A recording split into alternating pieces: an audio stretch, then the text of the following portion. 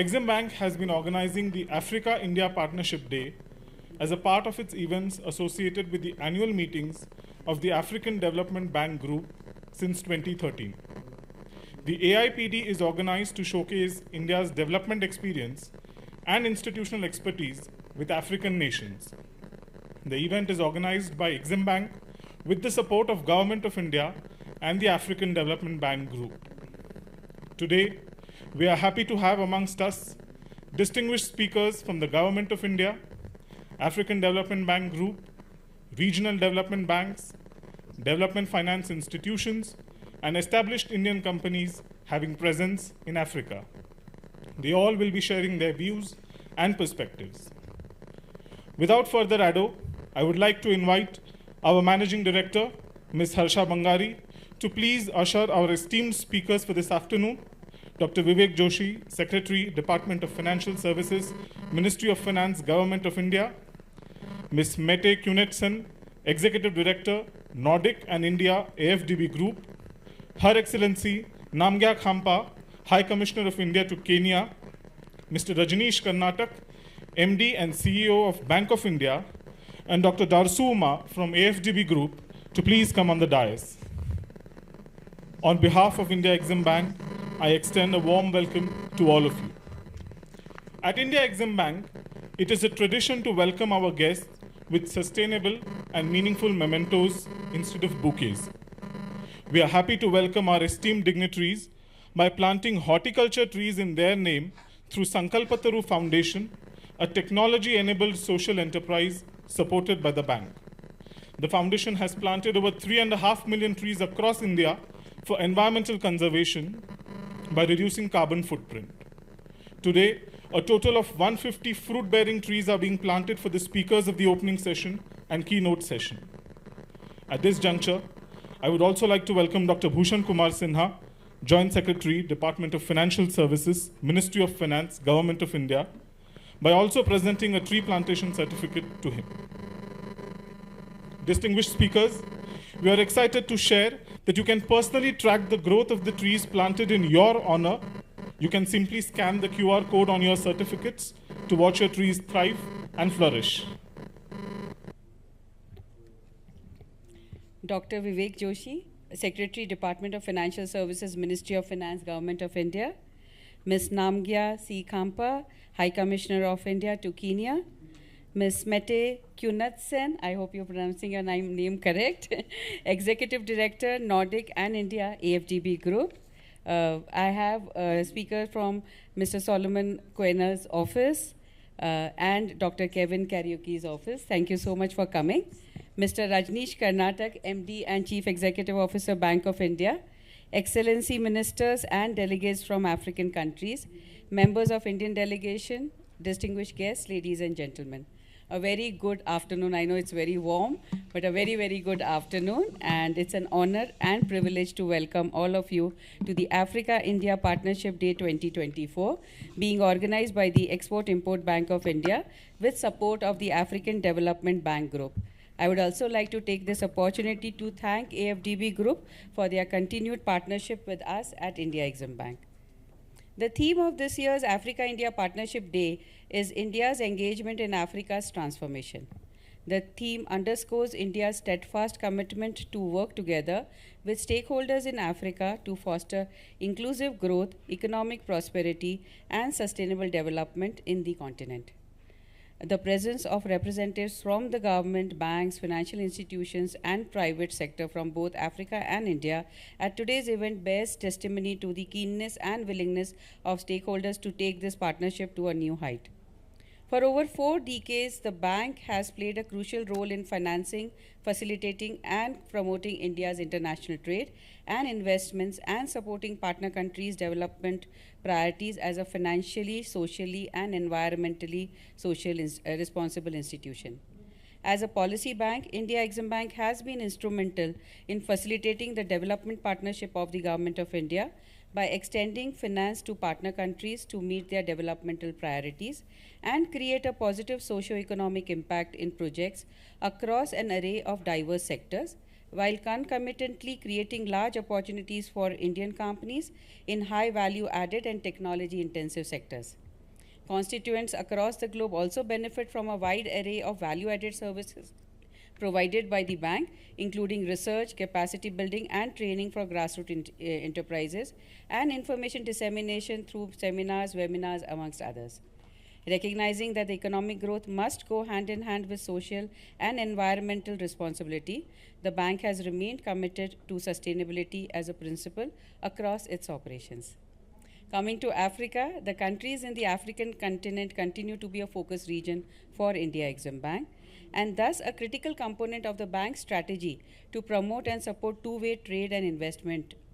In Africa, the bank actively engages with diverse stakeholders, including governments, banks, and financial institutions, and African corporates, and our exposure to Africa region today stands at over $5 billion. Under the India Development and Economic Assistance Scheme of the Government of India, Exim Bank extends lines of credit at the behest of Government of India for meeting the developmental priorities of the countries. In Africa, we have extended 212 Government of India supported lines of credit to 41 countries. And of this, 67 lines of credit aggregating $5 billion have been extended to 11 countries in East African region. Coming to the other operations of the bank also seeks to integrate foreign trade and investment opportunities to build value over the long term by supporting overseas joint ventures and wholly owned subsidiaries. In the African region, the bank has supported several such ventures in across the length and breadth of the continent in a range of sectors. The bank has provided finance to 77 ventures set up by over 51 companies in 14 countries across Africa. Some small examples, but we have supported a greenfield denim manufacturing facility in Ethiopia, automotive component manufacturing facility in Morocco, a dairy technology solutions company in Kenya, amongst many others. Similarly, as Exim Bank, we also support project exports where Indian companies implement projects in African countries and other countries. And as Exim Bank, we provide guarantees as well as funding to the overseas countries and entities for facilitating or funding these projects. Coming to one of the latest programs of the bank, which is a trade assistance program. Here again, India and African countries are looking at enhancing their trade capabilities to have greater linkages with the global value chain. These targets could only be achieved by not only expanding trade in traditional markets, but also in non-traditional markets. This in the process requires support by means of trade facilitation, which can help to reduce the risks associated with global trade. Trade finance in this context provides essential short-term liquidity. The trade assistance program of the bank seeks to bridge this gap by providing typical last resort ECA type support to those trade transactions that would otherwise not materialize without such support, thereby unlocking India's latent potential of export. The bank has actually facilitated more than 500 transactions aggregating over $1 billion, and in Africa we have supported almost credit lines of aggregating 800 million in 18 countries across Africa. The bank is eager to continue to strengthen its support under this program as it looks to enhance its partnership with African economies. The merchandise trade between India and East Africa has also shown significant growth in the last decade. Total trade, which stood at around $9.7 billion in 2013, has grown to reach $13 billion in 2022. In fact, the bank over the years have been engaged in this region through both commercial and policy businesses and is expecting significant traction under its new trade assistance program. The bank will also be releasing a focus study titled Exploring Economic Opportunities for India in East Africa during today's Africa-India Partnership Day. I'm happy to mention that Exim Bank is opening an office in Africa, which will be the East African representative office of the bank and will be based in Nairobi. We look forward to your continued support as we look to facilitate greater engagements between East Africa and India. Ladies and gentlemen, without taking much further time, I would like to thank all the distinguished speakers once again for sparing their valuable time, and many who have traveled all the way to be a part of today's Africa-India Partnership Day in Nairobi. Thank you so much.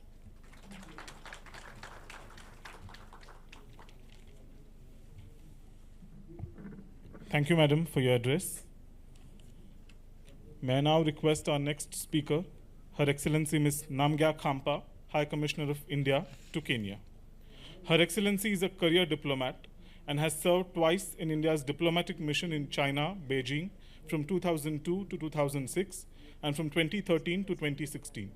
She has also worked in the permanent mission of India to the United Nations in New York from 2009 to 2013. Her Excellency also served as India's representative to the Executive Board of the UNDP and UNFPA during her tenure in New York.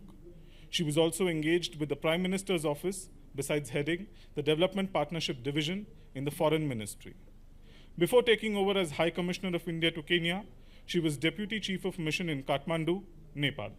Excellency, may I request you to please deliver the address. Secretary, Department of Financial Services, Dr. Vivek Joshi, distinguished speakers, ladies and gentlemen, good afternoon, and Jumbo. I want to begin by thanking the Exim Bank and their Managing Director, Madam Harsha Bangari, for inviting me to this edition of the India-Africa Partnership Day that has been put together by the Exim Bank with the support of the African Development Bank. This is an issue that excites me greatly. And this is an issue on which I believe that we need more conversations. I'm always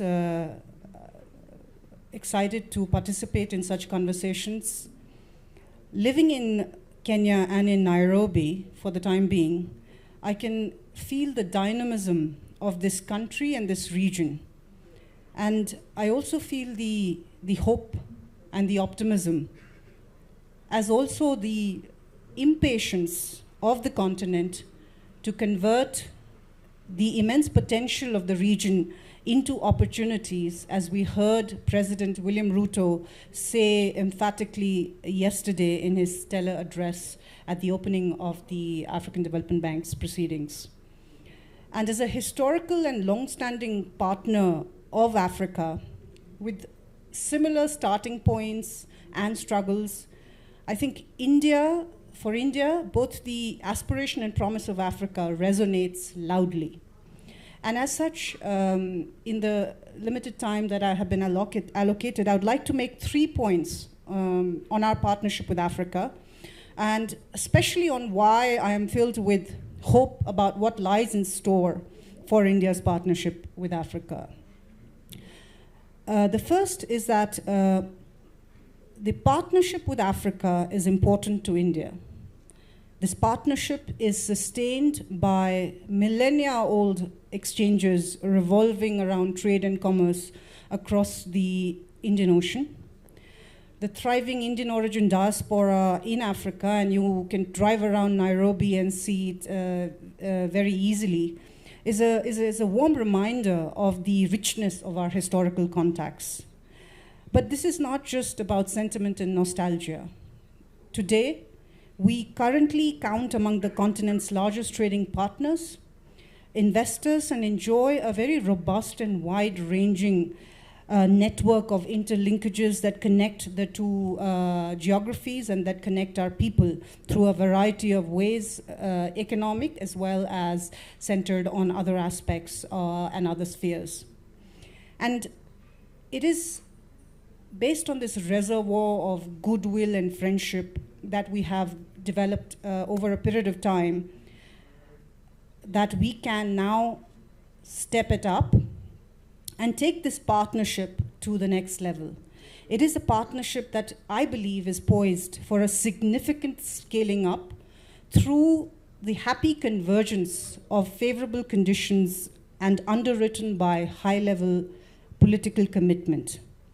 The inclusion of the African Union in the G20 during India's presidency last year reflects this commitment and our belief that a multipolar world order calls for a strong African voice and African contribution. The second point I wish to leave with you is that due to external shocks, geopolitical tensions, climate challenges, and various kinds of stress on the international system, countries and businesses alike have to reflect and revisit entrenched assumptions, including considering strategies for diversification, both of supply chains and of economic partners, and how to de-risk growth. There is a realization increasingly that business as usual won't be able to address the multiplicity of challenges that we face across wide swaths of the world, particularly in the developing world, and that tried and tested may no longer be sufficient to get us where we want to go. Against this reality, India's ongoing national transformation and economic buoyancy presents a macro variable that can power a stronger relationship with Africa. And this is a circumstance, and this is a situation that has never presented itself before as forcefully as it does in the current contemporary reality that we inhabit. And I think it calls for us to reimagine our partnership with Africa and to strengthen the impulses that drive it to fit the needs of our people in the 21st century. And this brings me to my third and final point that I want to leave with you. The aspirations and priorities set out by Africa and by the countries in Africa coincide with the strengths and capabilities that India has acquired in recent decades.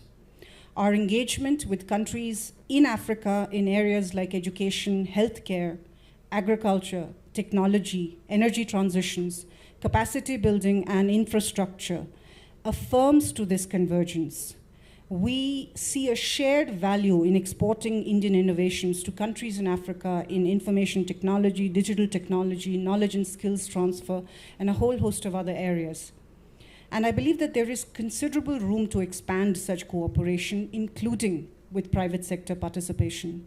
Indian private companies are increasingly exploring innovating financing, including blended finance, public-private partnerships, and pension funds to expand their network of partnerships on this continent. Both the Exim Bank and the African Development Bank are partners in enabling such cooperation.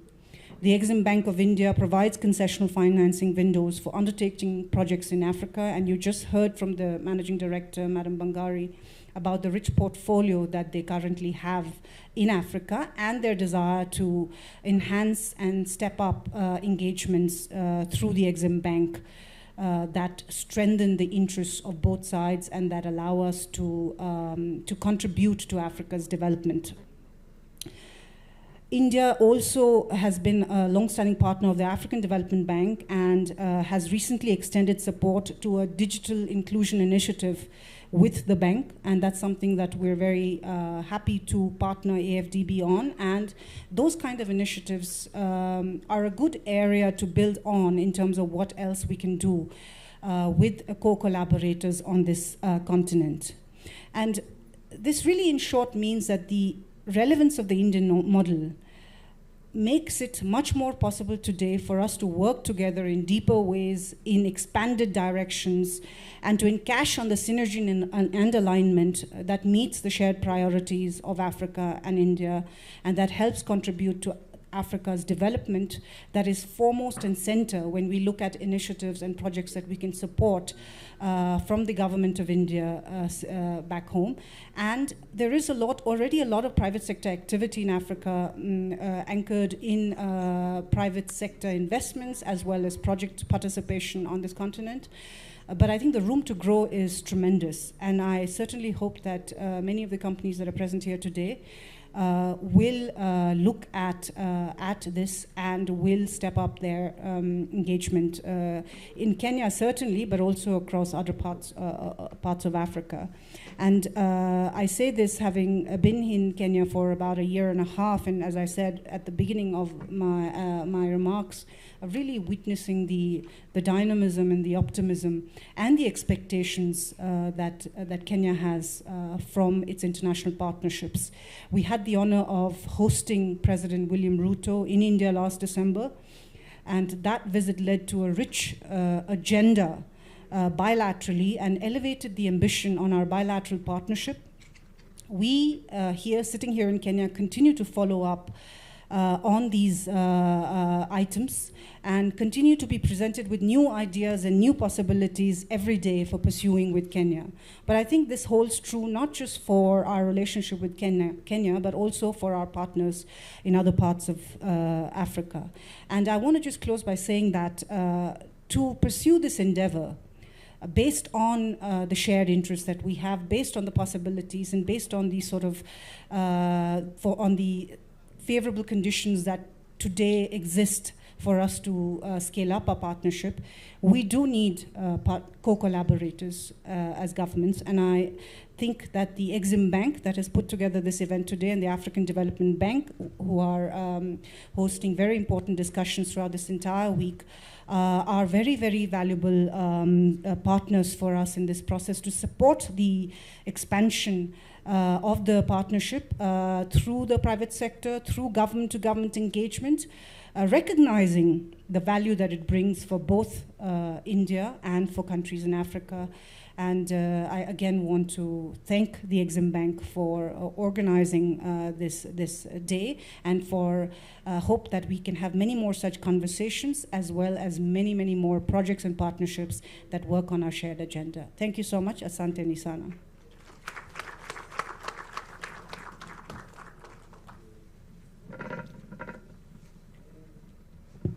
Thank you, Excellency. Today, Mr. Solomon Quenor, VP for Private Sector Infrastructure and Industrialization from the AFDB Group, and Mr. Kevin Kariuki, VP for Power, Energy, Climate Change and Green Growth, AFDB Group, could not be here due to some last-minute exigencies. However, they have deputed Mr. Dorsu Uma from the AFDB Group to address us. Sir, may I please request you to take the dais. Thank you very much. My name is Alhamdu Dorsuma, and I'm the manager of the Climate and Green Growth Division at the African Development Bank. I'm standing here on the behalf of the two vice presidents who are not able to make it today, and they asked me to convey their apologies to you. On their behalf, I would like to maybe share some thoughts and key messages on the side of the African Development Bank. But before I do so, I want really to congratulate you for this event on the Africa-India Partnership Day, sponsored by the India Exim Bank, on a very topical issue, Africa's transformation amid climate change. Let me also congratulate you for a decade of impactful programming at the annual meetings of the African Development Bank. The bank really appreciates this conversation, this partnership, and we also appreciate this timely dialogue on India's engagement in Africa's transformation. You know, Africa's transformation agenda is one that is quite ambitious and comprehensive, given the significant challenges that the continent is facing. This transformation touches on various aspects of Africa's development.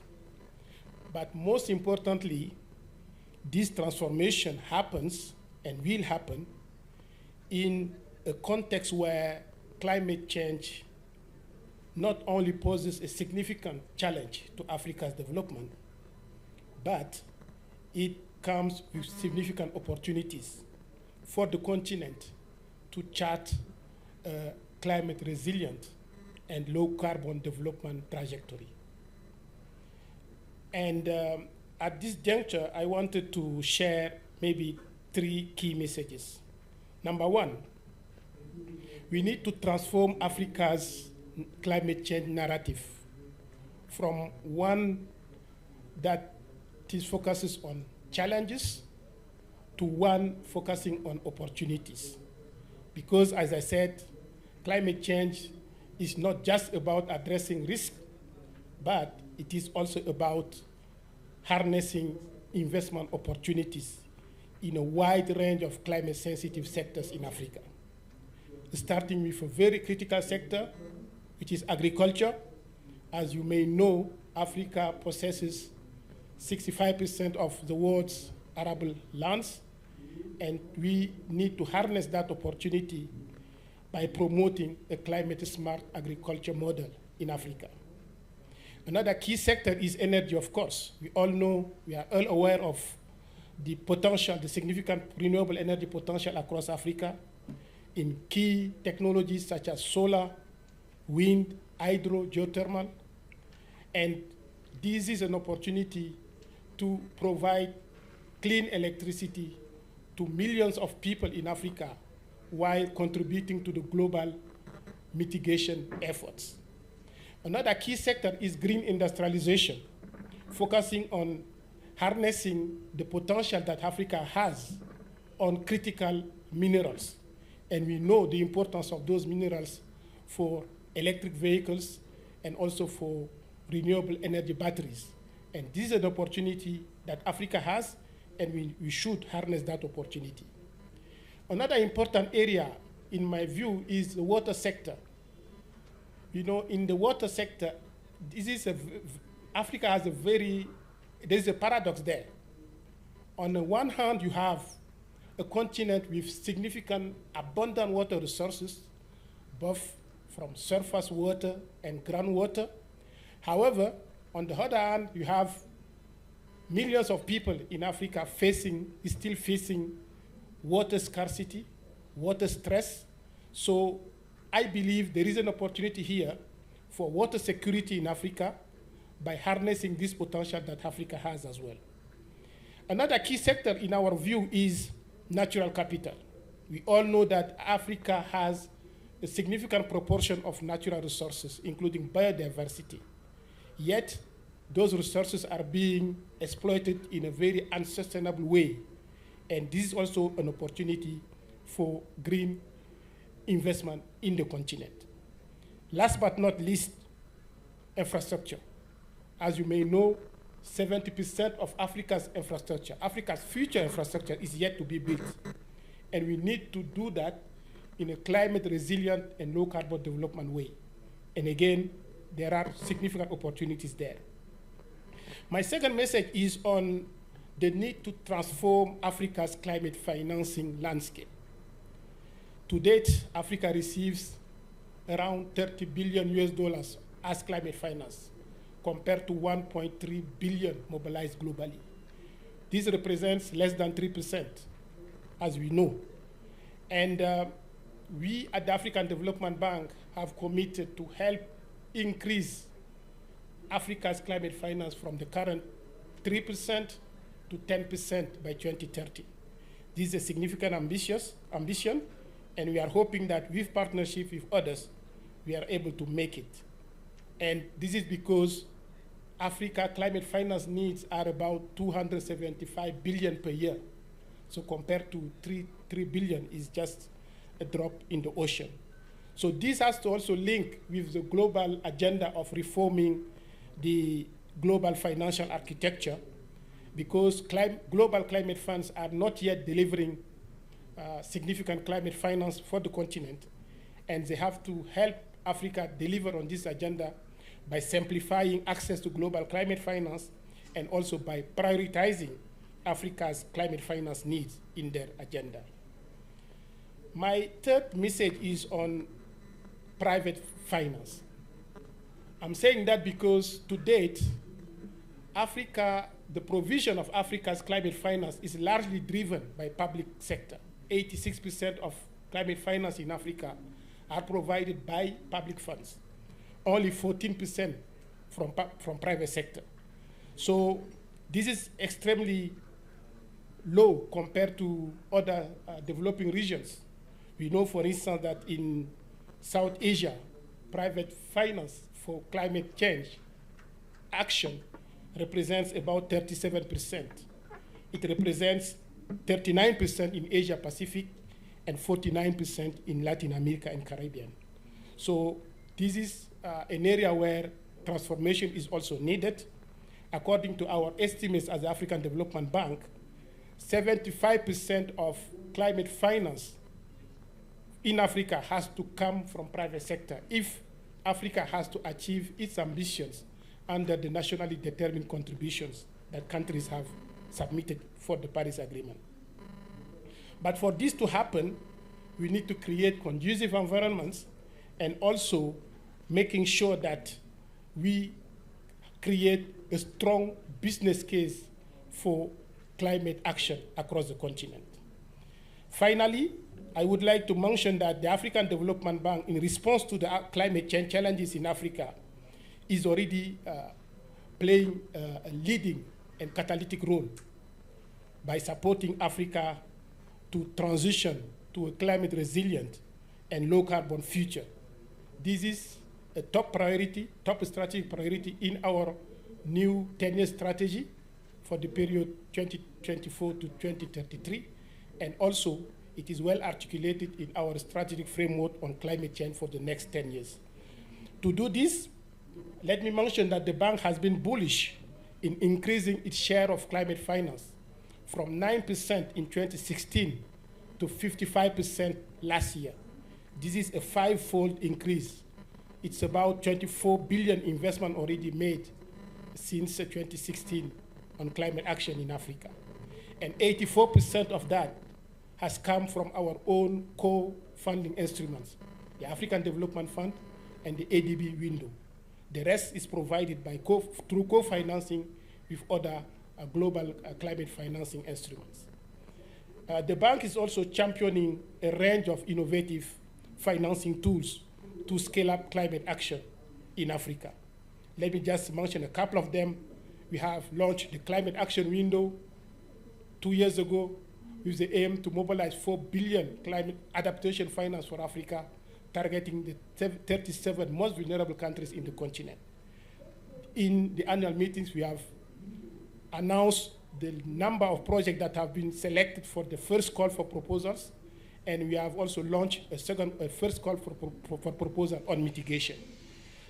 We also work with other partners like the Global Center on Adaptation to implement what we call the Africa Adaptation Acceleration Program, a 25 billion program to scale up adaptation in Africa.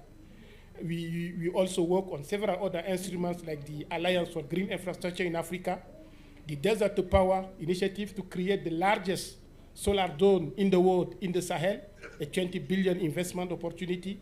And we are also supporting what we call the Africa Financial Alliance on Climate Change to bring the financial sector in the center of climate action in Africa. Let me conclude here by stressing that as we look to the next decade, we should continue leveraging the potential of the collaborative Africa-India partnership in support to a climate resilient and net zero future for the continent by 2050 and beyond. With this, I thank you very much for your attention.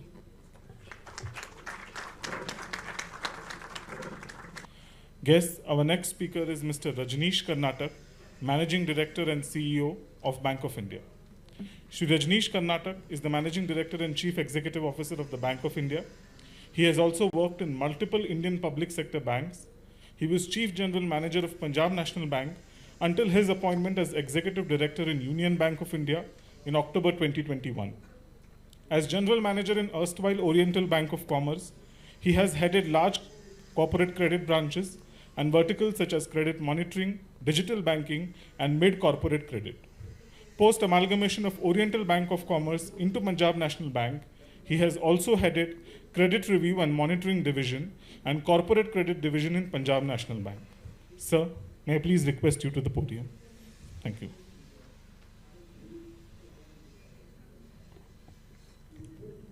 Yeah, good evening everyone present over here.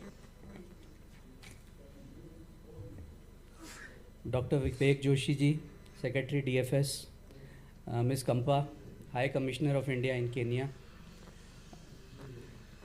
Ms. Harsha Bangari, MD and CEO Exim Bank, all the dignitaries present here on the dais, all the dignitaries present here today for this event, and a special reference also to Bhushan Sinha ji, Joint Secretary DFS, who also incidentally happens to be on the board of Bank of India.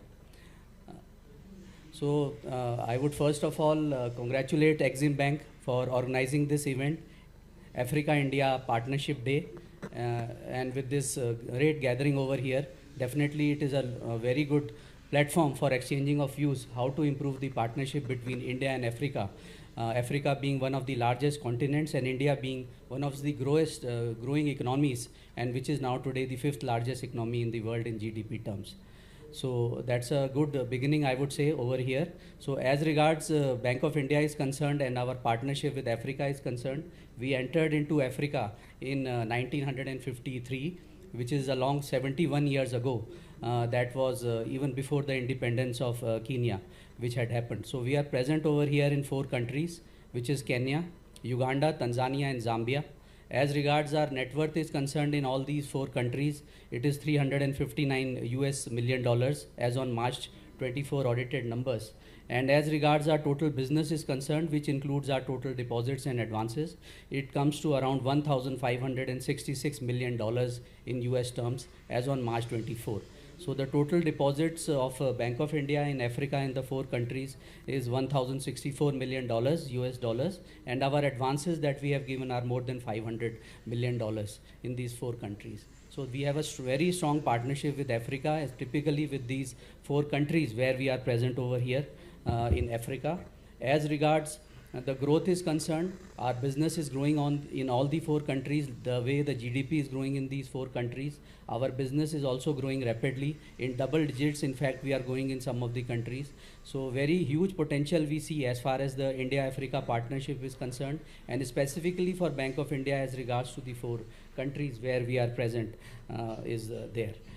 As regards the business opportunities, we see a lot of business opportunities, 7 business opportunities I would like to highlight over here, where we see a lot of credit flowing into these 4 African countries from Bank of India side. 7 the industries or segments where we see a lot of business opportunities are: number 1, the agro industry is one big area where we see opportunity of funding. Number 2 being the packaged food manufacturing, that is another industry where we see a lot of business opportunities. Third being infrastructure sector. The infrastructure growth in Africa and especially these 4 countries is huge, and there we again see a lot of investment and credit opportunities from the Bank of India side. The 4th is the installation of solar street lights. There also a lot of opportunities we see for funding. Then 5th being the installation of solar water heaters, which is again a big activity which is going on around. So there also we see a lot of opportunities from the bank side, typically the Indian bank side. The 6th being the distribution of fast moving consumer goods. That is another huge opportunity in Africa. There also we see a lot of business opportunity from our bank side. So last but not the least, there is another huge business opportunity as far as the pharma and healthcare is concerned, hospitals and others. There also we are funding aggressively from Bank of India side, and there again we see a lot of opportunities happening as far as that is concerned. So in the taking much of the time, I would only conclude by saying that the increasing trade volume between India and Africa highlights the robust economic partnership that is evolving between the 2 regions, which is India and Africa, with numerous opportunities for business expansion. And across various sectors, Indian companies are well positioned to play the pivotal role in Africa's development. Along with the Indian corporates and companies, also the Indian banks are also here in Africa, present here to play a pivotal role in the economic development of Africa. This collaboration promises mutual benefits, driving the growth, innovation and prosperity for both India and Africa. With this, India's engagement in Africa's transformation shall be certain and part of a long-term partnership. Thank you so much and best wishes. Thank you.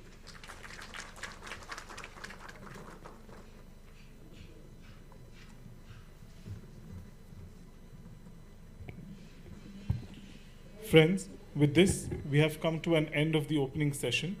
We are now moving to our next segment, wherein our keynote speakers will deliver their address. Guests, our first speaker for the keynote address is Ms. Mette Kunetsen. Ms. Mette Kunetsen is currently the Executive Director, Nordic and India, in the board of the African Development Bank. She has previously served as the Deputy Special Representative of the Secretary General for Political Affairs in UN Mission in Afghanistan. Before that, she was Denmark's ambassador to Afghanistan. She was also Denmark's ambassador to Kenya, Somalia, Eritrea, and the Seychelles. In her illustrious career, she has served as Danish ambassador to Greece and Cyprus, Ethiopia, the African Union, and ECOWAS. Madam, may I please request you to deliver the address? Thank you.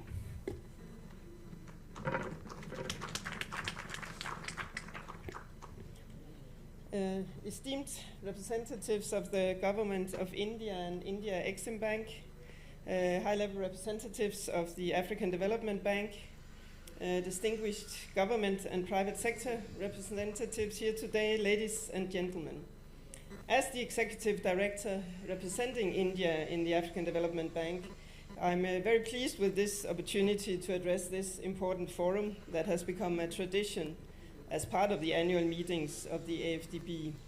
And of course, it's a special pleasure to be back here in Kenya. As you heard, if some of you recognize me, it's because I was here for 5 years until 2020 as Danish ambassador.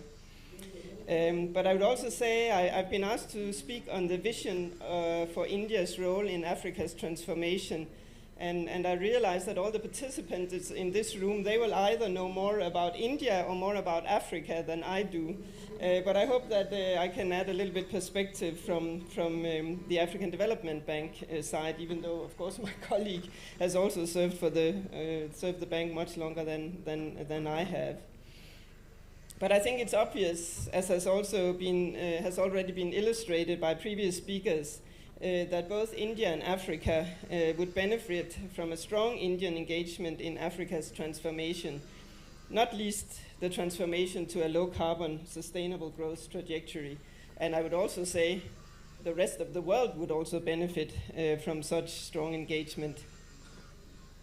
As was mentioned by my colleague, the African Development Bank has just approved its new 10-year strategy, and it has been publicly launched at this annual meeting. This strategy bases itself on a realistic assessment of the challenges to sustainable growth in Africa, but at the same time, it also aims to focus on the possibilities that Africa's youthful population, its abundant natural resources, its improved economic governance, and not least the need for a worldwide green transition presents. Some of the elements from the strategy that would lend itself to closer cooperation with India is the focus in this strategy on, first of all, building strong partnerships, both with other multilateral development banks, but also with individual countries and not least the private sector. Another key element in the strategy is the bank's ambition to expand co-financing with other partners, where I think both India, the Exim Bank, and other Indian institutions could play a key role. A third element of the strategy is the strong focus on increasing the private sector's engagement in Africa's transformation, as my colleagues also mentioned. At last year's Exim Bank event, we also discussed the opportunities that present themselves for the Indian private sector to increase its engagement in Africa. And I'm really happy that this conversation is continuing. India, of course, already has a strong private sector presence in Africa, as today's event is also a testament to, both based on the historic Indian diaspora and on new actors coming in. So there's clearly a lot to build on. I see several sectors where India could play a larger role, and I think it echoes what has already been mentioned by previous speakers, not least Her Excellency, the High Commissioner, and others.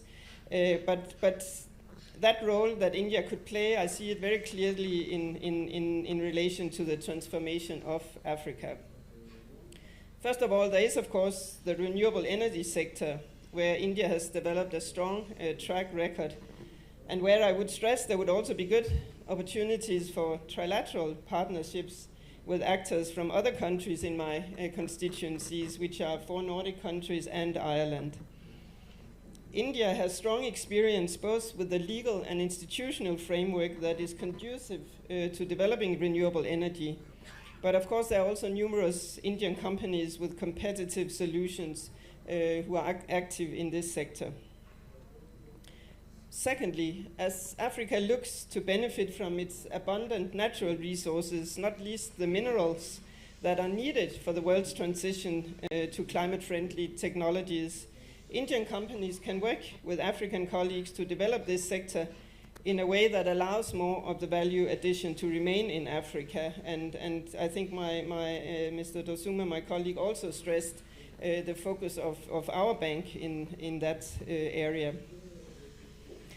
Thirdly, a strong priority for the African Development Bank in the new 10-year strategy is the contribution to the development of the agricultural sector, and which of course is linked to the urgent need to scale up investments in food security if Africa is to meet the SDGs in this area. India has a very strong development record in terms of agricultural reforms and implementing new technologies. I think it was mentioned earlier also.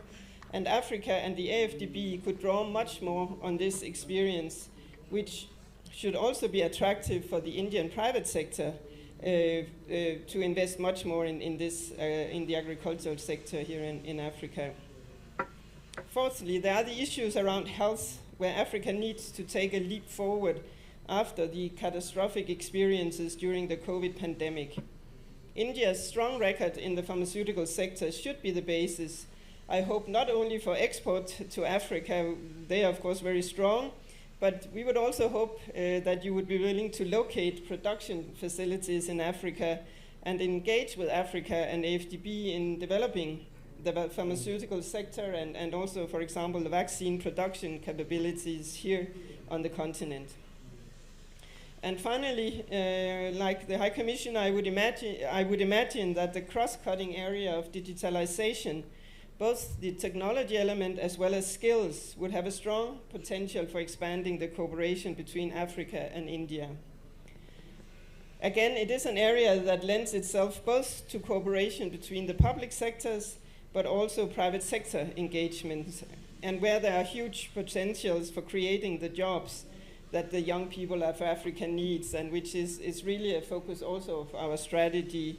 There is just an enormous need for all of us to try and contribute to job creation here in this continent. I was pleased to hear about the Digital Inclusion Initiative that India has initiated with the bank. I look forward to see the results of that. I am aware that India is right now in the midst of its election process, and that's probably the largest democratic enterprise in the world. But when successfully completed, I hope the Indian government and the Indian private sector will engage even more wholeheartedly on the African continent. At the African Development Bank, we are more than ready to help and facilitate such an engagement. Thanks a lot for listening to this brief intervention, and I look forward to be part of the rest of the debate today. Thank you very much.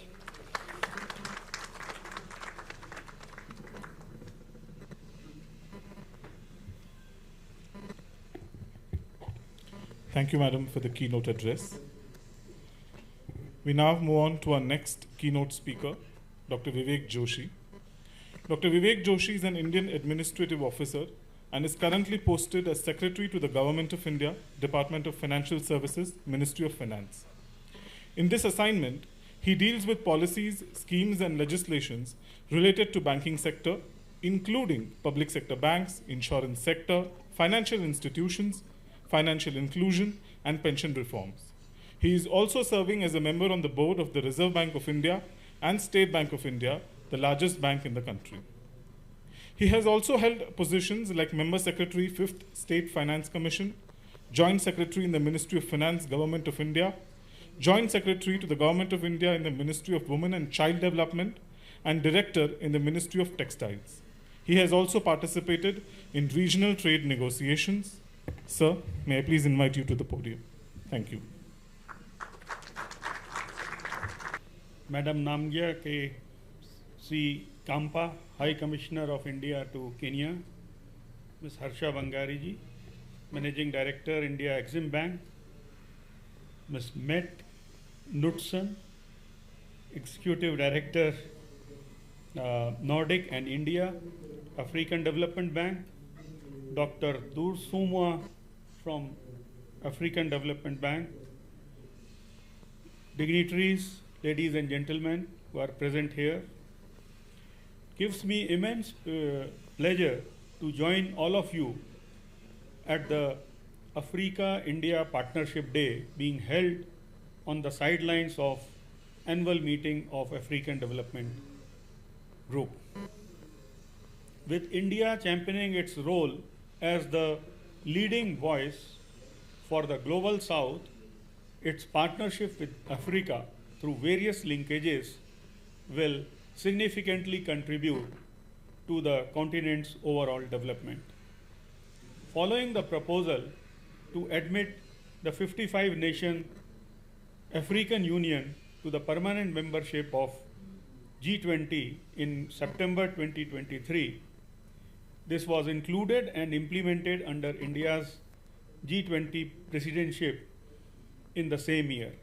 Consequently, India's cooperation and collaboration with Africa has been further reinvigorated. Africa represents a huge potential market for India's businesses, and tapping into this market will prove mutually beneficial. Some of these high potential areas include manufacturing goods like textiles, pharmaceuticals, automobiles, and machinery, in agriculture and farm mechanization, in the resource and energy sectors, particularly rare earth and clean energy, and services and digitalization, among others. I am also happy to learn that today we will have a dedicated session where some Indian companies doing businesses in Africa will share their experiences. I keenly look forward to hearing from them. In trade, Africa is a key beneficiary of India's duty-free tariff preference scheme for LDC countries. Under the scheme, duty-free preferential market access is provided on about 98.2% of India's tariff lines. Since 26 of the 34 beneficiaries under the scheme are African countries, the unilateral preferential treatment has significantly strengthened the trade relations between India and Africa. India is also fostering greater economic engagement with Africa through the signing of several trade agreements such as India-Mauritius Economic Cooperation and Partnership Agreement, the first agreement signed by India with any African country. Furthermore, it is hoped that the ongoing negotiations for a preferential trade agreement between Southern African Customs Union and India would be concluded soon, further boosting our trade and investment ties with the region. The Asian-African Growth Corridor, an Indo-Japanese collaborative vision for development, connectivity and cooperation between Asia and Africa is another initiative of immense potential. The vision to connect Asia and Africa and develop Africa's capabilities with emphasis on development and cooperation projects, quality infrastructure and institutional connectivity, and people-to-people partnership. This initiative needs to gain steam to further growth and prosperity in the Indo-Pacific region. As a corollary to trade is climate change, and I would like to briefly speak about steps being taken by India towards mitigating climate change. India at the 26th session of the COP26 held in November 2021 announced its target to achieve net zero by 2070. India's update in nationally determined contribution with a view to achieve about 50% of the cumulative electric power installed capacity from non-fossil fuel-based energy resources by 2030, gradually transitioning from fossil fuel-generated energy sources to renewables. Some of the key steps taken by India to promote renewable energy include Prime Minister's Kusum scheme aiming for 30.8 gigawatt solar power by March 2026. rooftop solar program for providing subsidies for residential solar energy and off-grid solar applications in rural areas, supporting a solar-powered future. Setting up of large-scale ultra-mega renewable energy parks by offering land and transmission for renewable energy projects. Launching of National Green Hydrogen Mission aiming to make India a global hub for green hydrogen production, utilization and export. India can continuously share its renewable energy experiences with African partners to support green climate growth. In the recent years, digital payment have seen a remarkable surge due to coordinated efforts by government with all the stakeholders in India. April 2024 marked a significant milestone as our UPI-based payments crossed 13 billion transactions. With UPI being fully operational in some of the countries such as UAE, France, Bhutan, Singapore, and many more, this has gained now global recognition. Our engagement in Africa is also noteworthy, with UPI initiatives launched in 19 countries, including Kenya. By offering our technical expertise and resources to help these countries adopt India's UPI system, we can foster stronger foreign partnerships. India's digitalization reforms have significantly enhanced formalization and financial inclusion, setting a model for other countries to follow. Today, India is one of the fastest growing fintech markets globally, ranking as the third largest fintech economy. Looking ahead, a task force on digital public infrastructure has been established to guide and achieve the goal of India's G20 presidentship. This includes promoting innovative technology-based services such as UPI and developing robust governance frameworks. India's digital public infrastructure model holds great potential for Africa, offering a pathway to enhance the region's digitalization and promote financial inclusion. Securing loans through collateral security is a way to control the risk of losses. However, most entrepreneurs do not have collateral security measuring the loan requirement.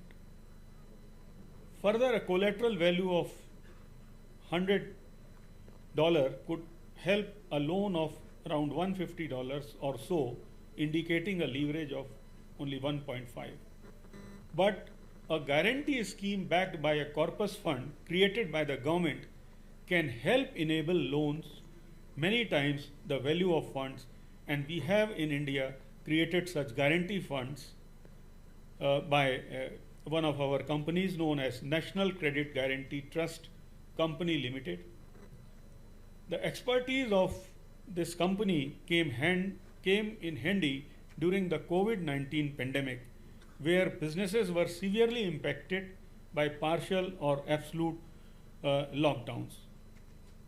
The emergency credit line guarantee scheme launched at that time has helped provide 100% guaranteed loan. Similar, India would be more happy to share its experience of running these credit guarantee models with the members of African countries, enabling them to adopt this model to meet the credit needs of particularly MSMEs and small borrowers in their respective areas. Significant advancements in India's transport networks, including road, railways, aviation, waterways, have impacted India's economic growth. The government has launched the National Infrastructure Pipeline, combined with other initiatives such as Make in India and the production-linked incentive schemes to augment the growth of infrastructure. Given the Africa's booming population growth and urbanization, some of the African economies could develop similar plans to meet its medium-term requirements. These could range from infrastructure to education or to even healthcare facilities.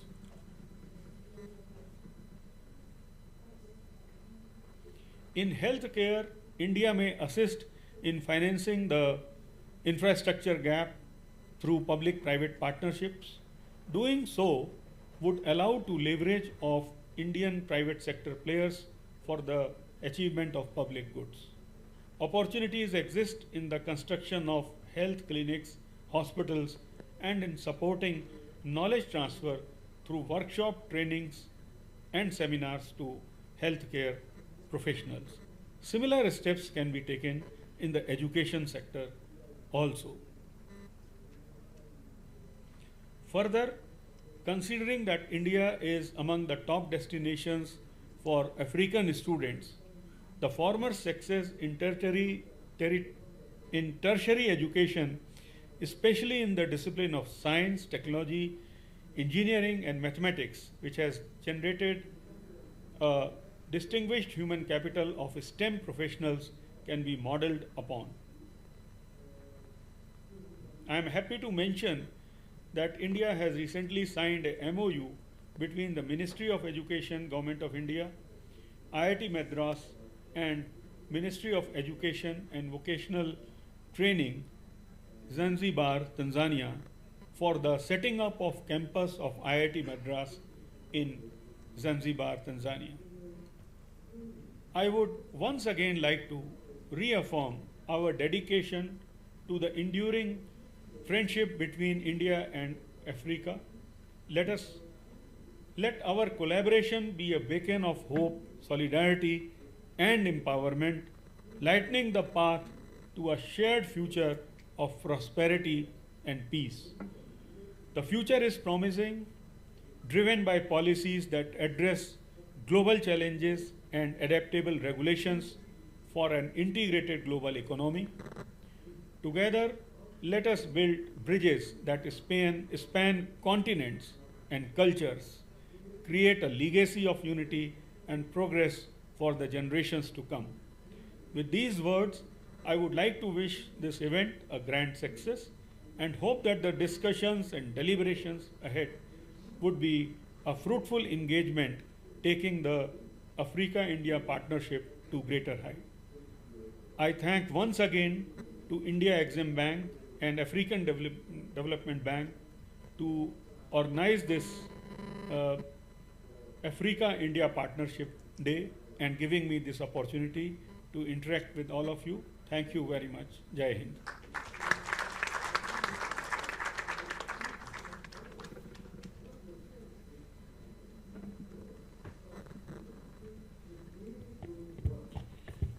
Friends, with this we have concluded the keynote speaker's address. As mentioned by our Managing Director earlier, on the occasion of Africa-India Partnership Day, we are also releasing our working paper titled Exploring Economic Opportunities for India and East Africa. May I request my colleague to please hand over our dignitaries a copy of the working paper.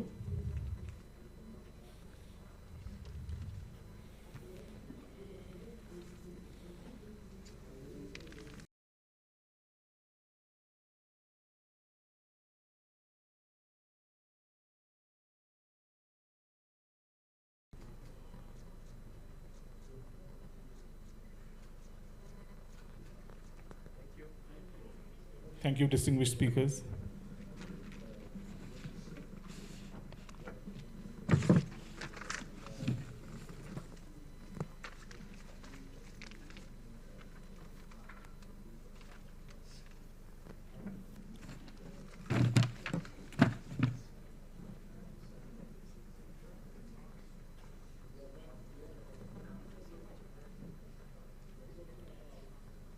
Guests, we now move on to our first session of the afternoon, themed Africa's Transformation and Global Financial Architecture. May I now call upon the dais the speakers for our first session, Ms. Gwen Mwaba, Director and Global Head, Trade Finance, Afri-Exim Bank, Mr. Mauri Somahoro, Vice President of Risks and Control at ECOWAS Bank for Investment and Development, Mr. Abraham Bianima, Group Executive, Treasury, TTB Kenya, and Mr. Mohan Vivekanandan, Group Executive for Client Coverage and Organization, and a member of the Group Executive Committee at the Development Bank of Southern Africa.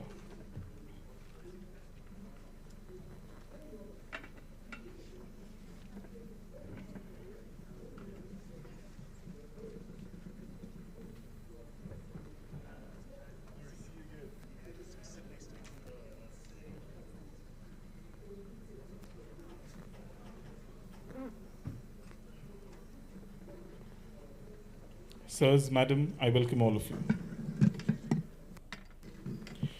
We would like to welcome our speakers with tree plantation certificates, whereby horticulture trees would be planted in their honor in India.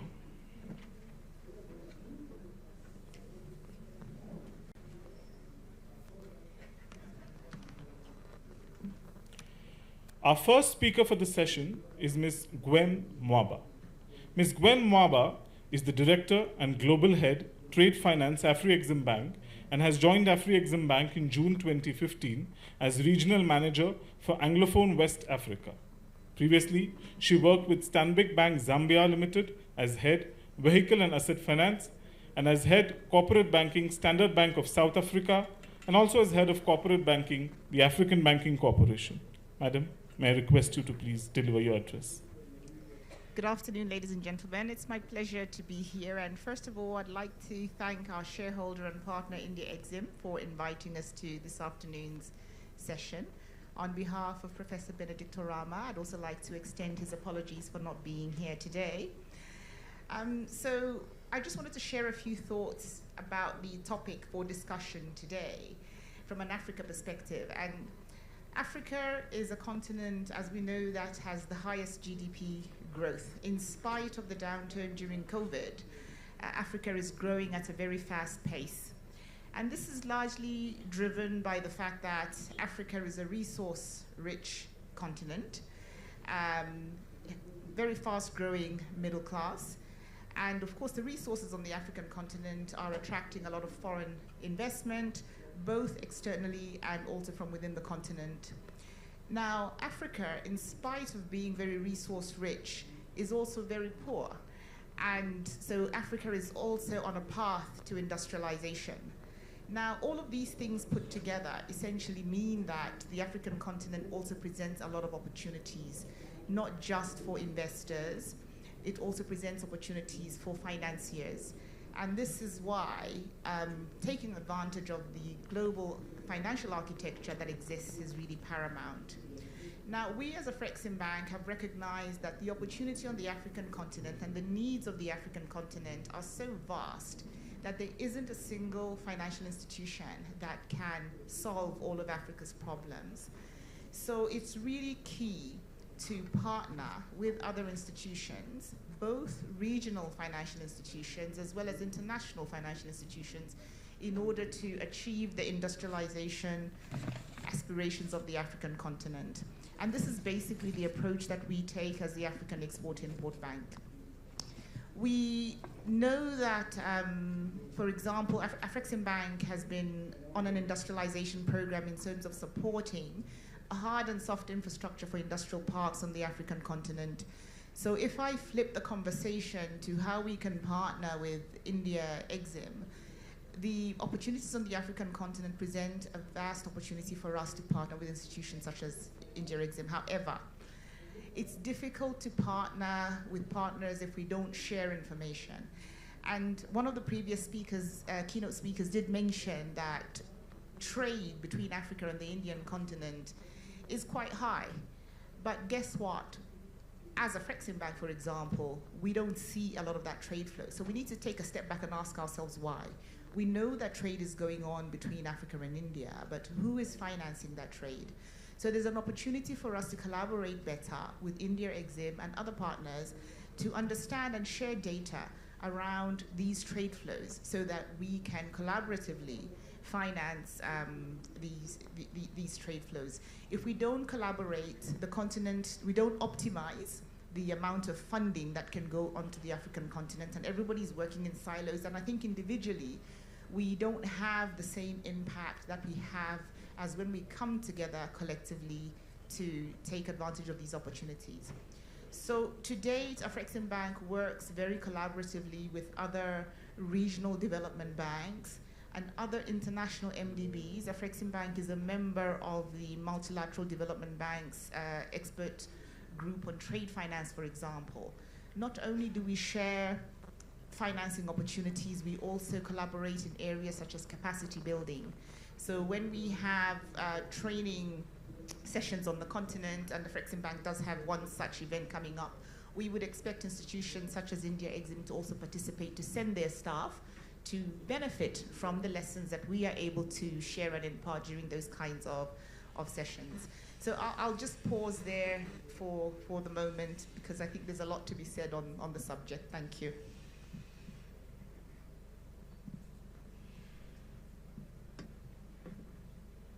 Hello, my name is Abraham, and I work for Trade and Development Bank. I'm the group treasurer. Before I landed at TDB, I worked for several financial institutions in the US, AIG, UBS, Bank of New York Mellon.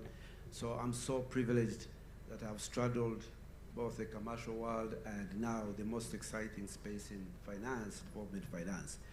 So I'll just take a very practical perspective of what I've witnessed in my 10 or so years as a development financier.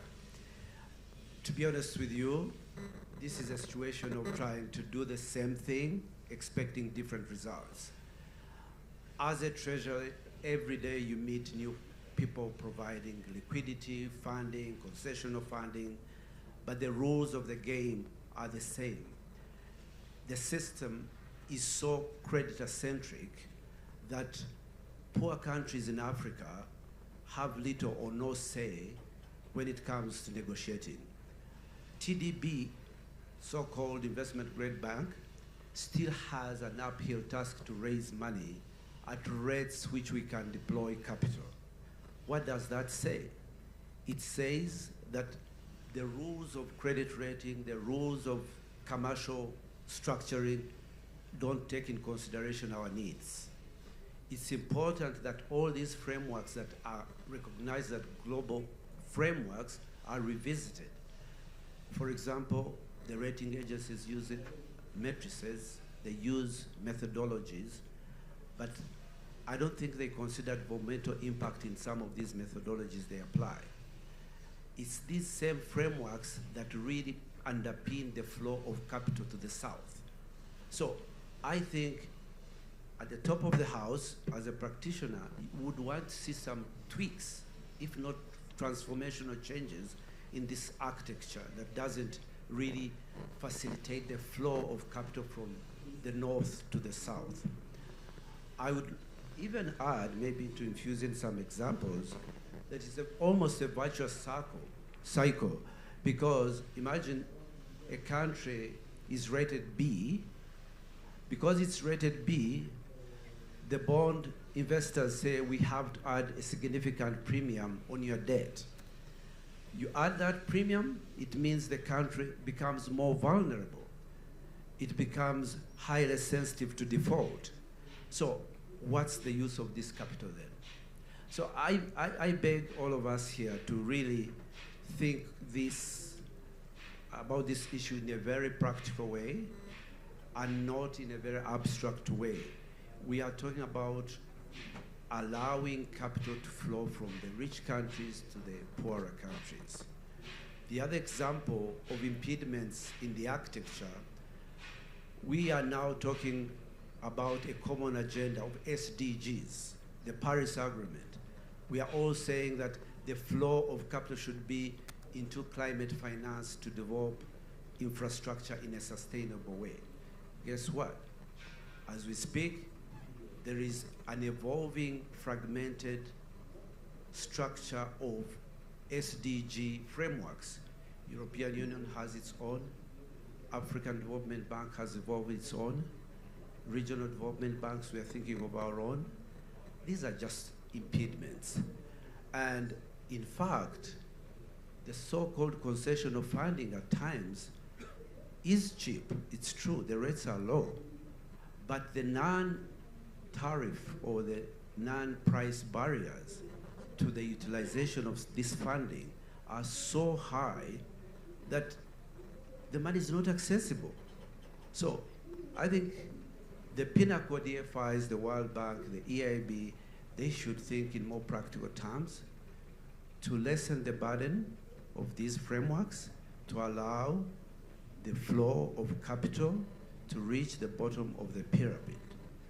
The other thing that I would like to talk about is the evolving divide of information. I think credit follows information, transparency. I think we as borrowers in the South need to be more transparent about our economies, about the performance, about governance. That will remove the most important barrier, information, which is used in credit analysis. Because most of the investors find our markets very opaque, our economies, because of lack of credible information and data. So I think it's also our part to do, to be more transparent, to enhance governance at institutional and government level. Thank you. Thank you, Mr. Byanyama. My apologies, I could not produce your introduction before, but for the benefit of our guests, I would like to state that Mr. Byanyama is the Executive for Treasury at East and Southern African Trade and Development Bank and has 20 years of diverse and progressive experience in emerging and global markets, gained from working for global banks and Africa-based financial institutions. He has significant experience in treasury risk management, debt capital markets, and development finance. Prior to joining the bank, he was the Vice President of Bank of New York Mellon, Global Markets, and as Associate Director at UBS Investment Bank. Thank you, sir, for your address. Friends, our next speaker is Mr. Mohan Vivekanandan. Mr. Mohan Vivekanandan is Group Executive for Client Coverage and Organization and a member of the Group Executive Committee at the Development Bank of Southern Africa. He is also a member of the Board of Trustees of the Southern African Development Community. He advises the United Nations and SADC development finance institutions on financing sustainable development goals. Sir, may please go ahead. Thank you. Good afternoon, everyone. Jambo, namaste, vanakkam. It's a real pleasure to be able to address all of you, and really honored by all of your presence here today. I'm speaking on behalf of our CEO, Ms. Boitumelo Masako. She unfortunately couldn't be here. Many of you will know South Africa has just recently concluded our elections, and she had to return to those events. But you know, we as the DBSA, we have a long-standing partnership with India Exim Bank. Our two countries, India and South Africa, have a very strong partnership. So we thank you very much for having the DBSA join this discussion. What I'd like to do is just have, for a number of you that are here who may not know much about the DBSA, just do a short introduction of who we are, speak around some of the topics and some of the key issues, key elements that are of interest to the DBSA, because I think through that, that'll also give you some ideas around how we can increase our partnerships as well. Also then want to just speak around the partnership with India and with India Exim Bank. And then, finally, maybe just touch on a couple of the issues around some of the broader themes for discussion as well. Introducing the Development Bank of Southern Africa, we are a national development bank owned fully by the government of South Africa, but we have a Pan-African mandate, and currently we operate in roughly 20 countries in the African continent. Our focus is very specific to infrastructure and in delivering sustainable infrastructure. And so in doing that, we operate in various sectors from energy and transport, to also social infrastructure, areas of particular strength to India as well. Now, one of the areas of real importance to the DBSA is around sustainable local government. And especially in South Africa, but now, building on some of our lessons, applying it to the rest of the continent, we work closely with our local government partners, municipalities, in providing both finance and technical assistance solutions to ensure that local government better serves the citizens in the area which is really closest to the lives of people. So as an example, we provide very long tenor RAND financing, which is local currency financing for our municipalities, and also provide various types of solutions from planning to ensure that there's long-term plans in place before infrastructure is built, to setting up programs to help coordinate the activities of these municipalities, and even through to the support in the execution of this infrastructure. So that is one area around our focus around driving Africa's transition and transformation and positive transformation in South Africa. A second element of, which is a critical area of focus for the DBSA, is around the just energy transition. Many of you will know that even though South Africa and Africa as a whole, accounts for a very small percent, roughly 3% of global greenhouse gas emissions, it's a topic that all of us take seriously, and certainly, the impact of climate change is being felt, including here in Kenya. Now, as part of South Africa's just energy transition, the DBSA has been playing a very leading role for over a decade now. We, for instance, help manage the Independent Power Producer Office on behalf of the government of South Africa. It's a program that's delivered already 11,000 megawatts of renewable energy, 7,500 of which is now feeding into the grid. And I'll repeat that, already procured 11,000 megawatts. In addition, as the energy legislation has been changing in South Africa, we've also helped to bring forward, there's an additional 7,000 megawatts of renewable energy that is being procured from the private sector as well. What this means is South Africa, which until very recently was facing very significant energy challenges, and which had an energy mix which was very heavily focused on coal, is rapidly transitioning towards a renewable energy future. And I think that's an area where, again, there's significant opportunities for partnerships with Indian entities, and with India Exim Bank as well.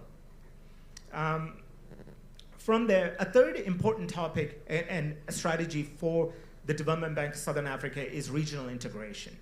We know that for South Africa to thrive, we need to have the African continent thrive. And vice versa, our economy has not been growing that fast for the last decade or so, while the African economy has been moving forward towards greater heights. And so for us to be able to grow as well, we need to be more strongly integrated with the region. As we speak today, roughly a third of the financing that the DBSA provides is for projects outside of South Africa. And we want to continue to grow that. And as part of that regional integration, we want to work closely with the government of India, India Exim, in critical regional projects, whether they be in electricity transmission, in rail, roads, border posts, and other sectors around the digital and water sectors as well. And I'm happy to see that even as we speak now, we're working very closely with Indian entities and India Exim Bank around funding a critical rail transport transaction in Southern Africa. And we hope to be able to conclude that over the next few months. Previously, we worked together, for instance, in a hydro project, and I saw that being listed, the Tezi Tezi project being listed. That's one that the DBSA worked closely with our African partners, such as the African Development Bank, but also our Indian partners as well. That then moves on then, to the partnership with India and India Exim. Now, what we see today is that Africa is a continent, of opportunities, and because of those opportunities, it's also a continent where there is some contestation between global players from the West, from the East. And what we would say is we welcome all entities who have shared cultural traditions, who have a focus on democracy, and building strong institutions, which certainly India has. And also want to congratulate you on your ongoing elections. And it just shows the focus on democracy that India has. And as part of that, we want to continue to build on that. And some examples of that, going beyond some of the transactions that I spoke about, is our continued partnerships around the BRICS Interbank Cooperation Mechanism, where I know that the DBSA has been working with India Exim Bank on a number of different areas that are of common interest to the global South. Also, we note the significant progress that India made around the G20 last year, including bringing the African Union in. We thank you for that. And South Africa will be taking over the G20 next year. And so we hope to be able to build off of the good work that India and Modi ji has done last year, and to be able to continue that work towards common prosperity. So I think with that, I'll conclude just by saying, as much as the DBSA is based out of Johannesburg in South Africa, the partnership, the collaboration between our two countries is very strong, and we look forward to continue to working together towards all the opportunities that both South Africa and the African continent provide. Thank you.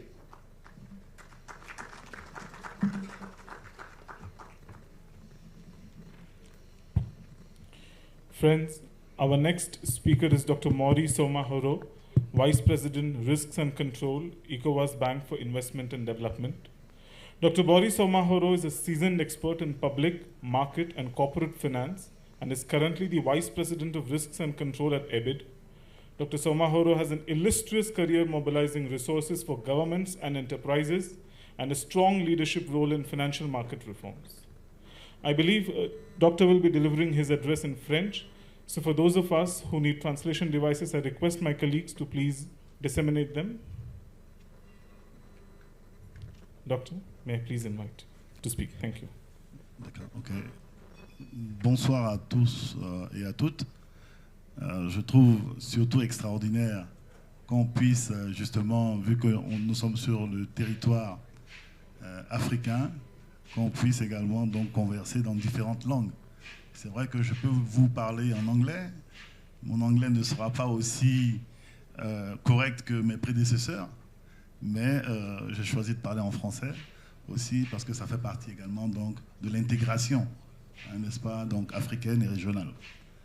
Alors, la Banque d'investissement et de développement de la CEDEAO, qui sommes-nous? Donc, nous sommes une banque de développement et d'investissement qui a été créée donc par les 15 États membres de la CEDEAO. Et comme vous savez, donc les 15 États membres de la CEDEAO, nous avons 3 langues. Nous avons l'anglais, le français et le portugais. Donc, qui regroupent un peu donc, les langues parlées par ces 15 pays. Je souhaiterais, dans l'entame de mon propos, déjà remercier Exim Bank End donc de nous avoir invités. Initialement, c'est le président, le docteur Donkor, qui devait donc être là présentement. Malheureusement, il est empêché.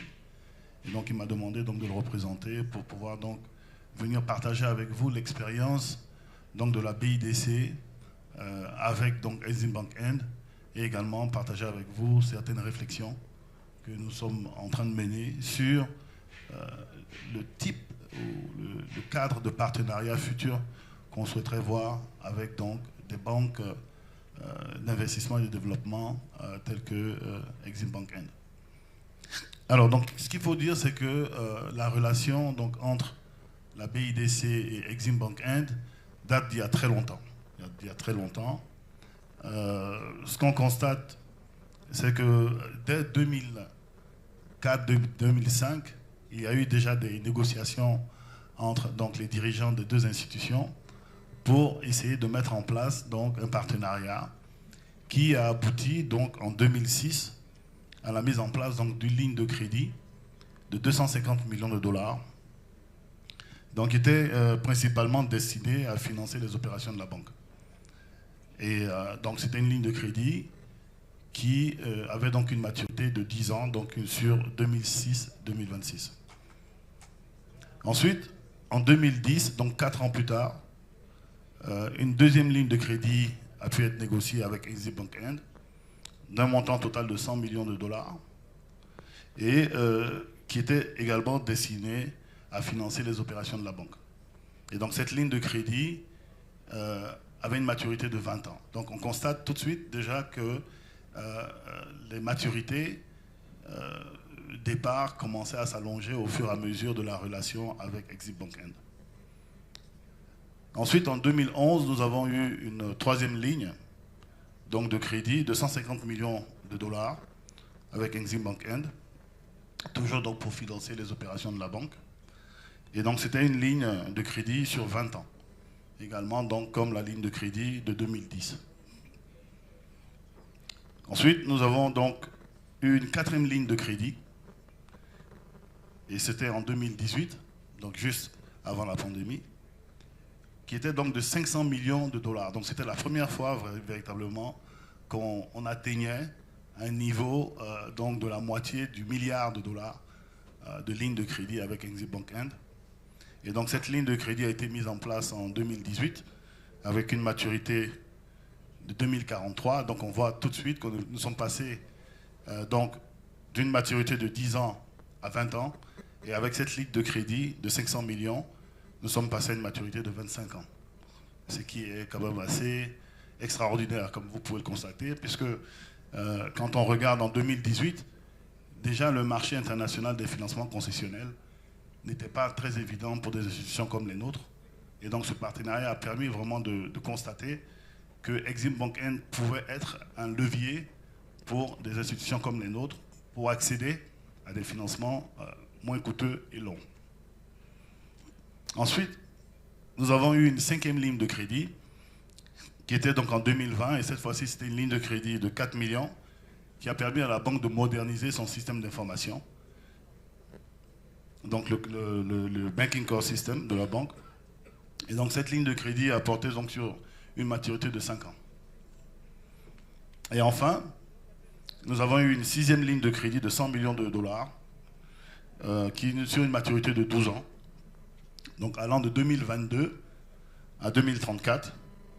Et cette fois-ci, l'innovation, c'était que c'était plus pour financer les opérations de la banque, mais c'était pour financer des sous-jacents, tels que donc les PME, les SMEs, qui en avaient donc besoin, puisque la banque avait un pipeline de projets assez important de SMEs dans les secteurs notamment de l'infrastructure et de l'énergie. Alors, quels sont les différents secteurs qui ont pu donc bénéficier de ces lignes de crédit? Donc, on a l'énergie, la télécommunication, le transport, les infrastructures routières, le développement rural, l'industrie et l'éducation infrastructurelle également, et la santé.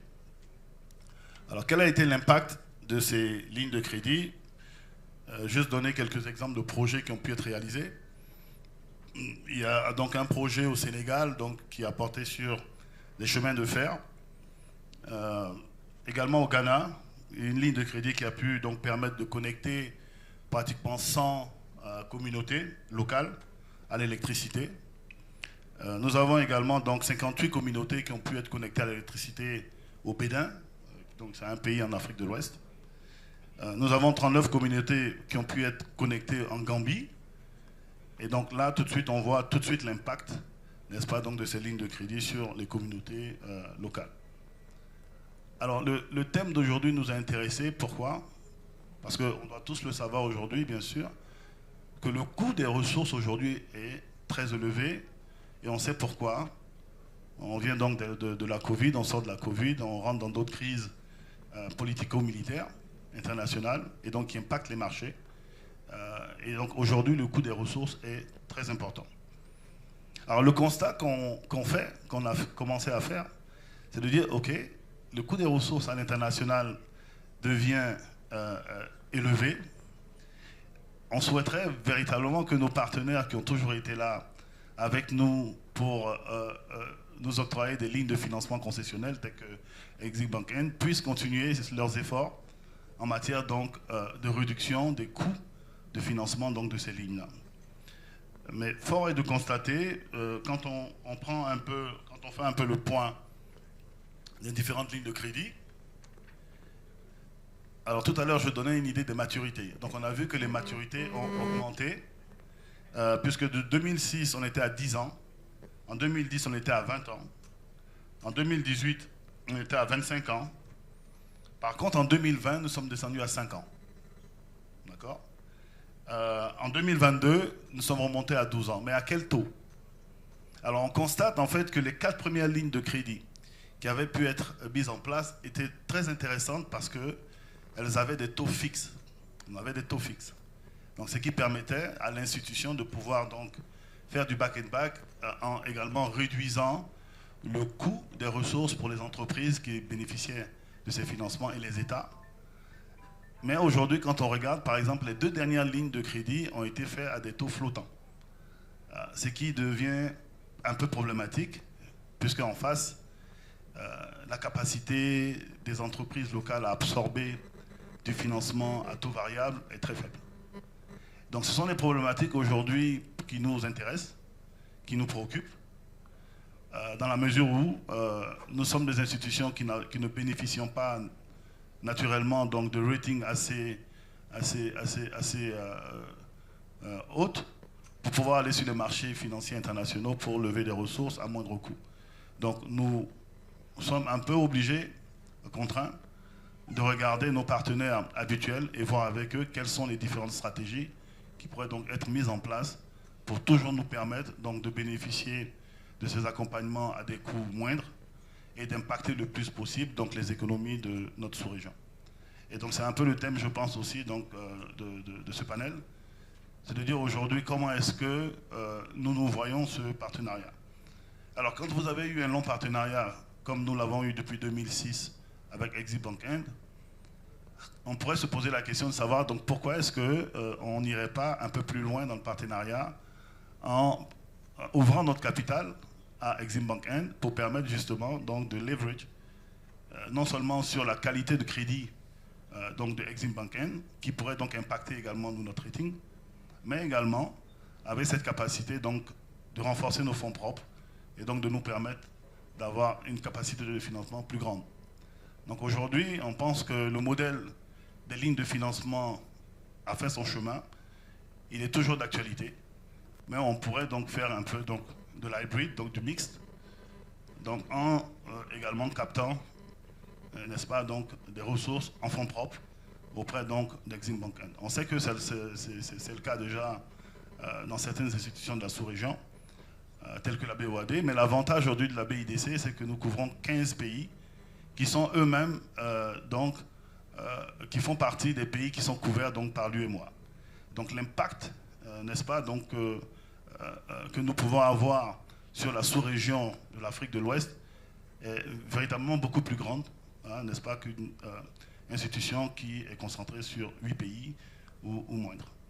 Donc ceci sont des opportunités également. Quand on connaît aujourd'hui les besoins, comme l'ont dit tout à l'heure mes prédécesseurs, ce sont des opportunités qu'on pourrait donc explorer avec Exim Bank End et d'autres partenaires, comme je disais tantôt, si nous pouvons donc mettre ensemble nos efforts pour réduire les coûts de financement qui sont donc destinés à des projets de développement. Voilà un peu ce que je souhaiterais dire à l'entame donc de mon propos. Merci beaucoup.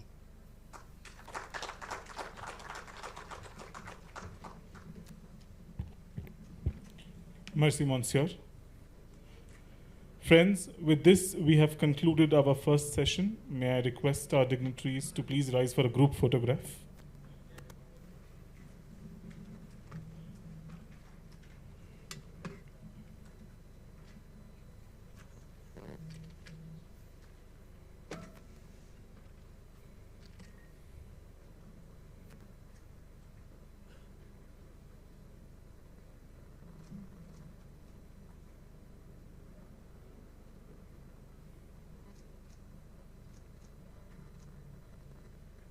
Thank you. Friends, we now move on to the final session of this afternoon. And the theme of the session is India's experience in Africa. May I request our General Manager, Mr. Nirmit Ved, to please take charge now. Thank you.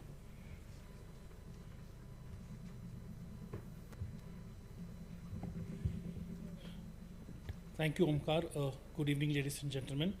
We'll start the second session.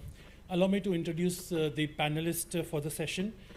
We have Mr. Aditya Bansal, Vice President Finance, KEC International. KEC International is an EPC major delivering projects in key infrastructure sectors such as power transmission and distribution, railways, civil, urban infrastructure, solar, smart infrastructure, oil and gas pipeline and cables. Welcome, Mr. Bansal. Our next participant is Mr. Parthiv Mehta, Head East Africa, Glenmark Pharmaceuticals. Glenmark is a research-led global pharmaceutical company having a presence across branded, generic, and OTC segments with a focus in the therapy areas of respiratory, dermatology, and oncology. Welcome, sir. Our next panelist is Mr. Raman Rajgopalan, COO, International Division, Translate Writing Limited. Translate is an engineering, procurement, and construction company providing integrated turnkey solutions across business verticals.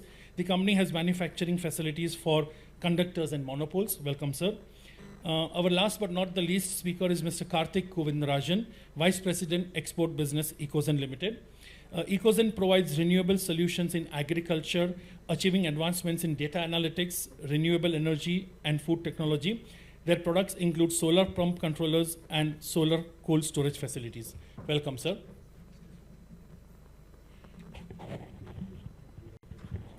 We also have a representation from Rivatex East Africa Limited. Mr. Thomas is not here, but I would invite the representative from Rivatex to kindly take their place on the stage.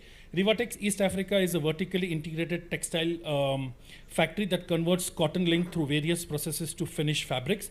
Exim Bank, on behalf of and at the behest of Government of India, under the Lines of Credit program, has facilitated Rivatex. The facility was inaugurated by His Excellency the President of Republic of Kenya on June 21st, 2019. Welcome to all the speakers.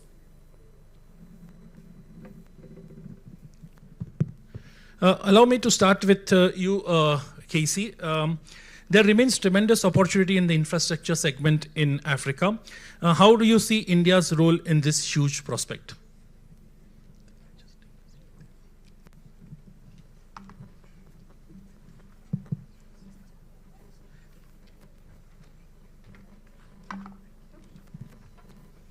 Thank you, Nirmit. Good evening, ladies and gentlemen. It's an honor to be, part of the panel and speaking here. And let me start by giving a sincere appreciation to Exim Bank for creating such a powerful platform and such a powerful topic on India's engagement in Africa's transformation on this Africa-India Partnership Day. I represent KEC International. KEC is one of India's largest EPC in power transmission, and I can happily say that we have worked in more than 25 countries in Africa, delivering power transmission and substation projects. As of now, we are currently having live running projects in 12 countries in Africa, which we are currently undertaking. Now, on the specific point on how India can, participate in Africa's transformation. So when I look at Africa, I look at the huge untapped potential. Africa being home to 1.3 billion people, which is 16% of world's population, contributing only 3% to world's GDP and 3% to global trade. Now, when I look at India, I see a lot of similarities. India also has got 1.4 billion population. Demographic dividend, very, very similar. India has got a young population more than 50% below 25 years of age.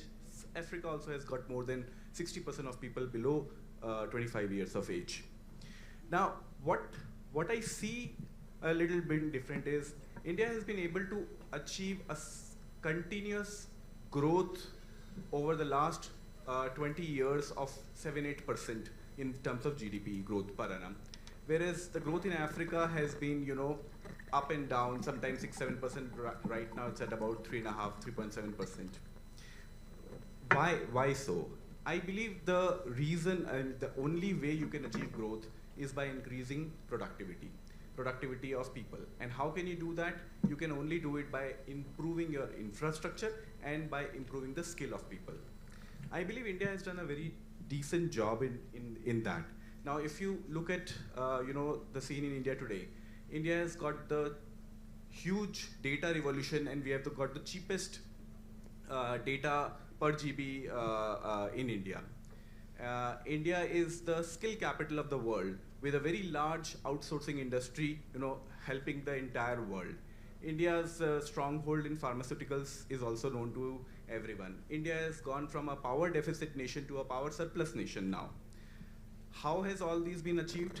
By creating infrastructure at the ground level creating strong institutions, and skilling the people. I believe the same can be done in Africa as well, and India can play a very important part in the same. The combined collective capability of India's organization and people can be partnered with the people and organizations in Africa to create a win-win for everyone. And India believes in the policy of Vasudhaiva Kutumbakam. The world is our home, and I think with that policy, this partnership can flourish well for the mutual benefit of everyone. Thank you so much, Mr. Parthiv. Allow me to move to our next speaker. We have with us Mr. Mehta from Glenmark.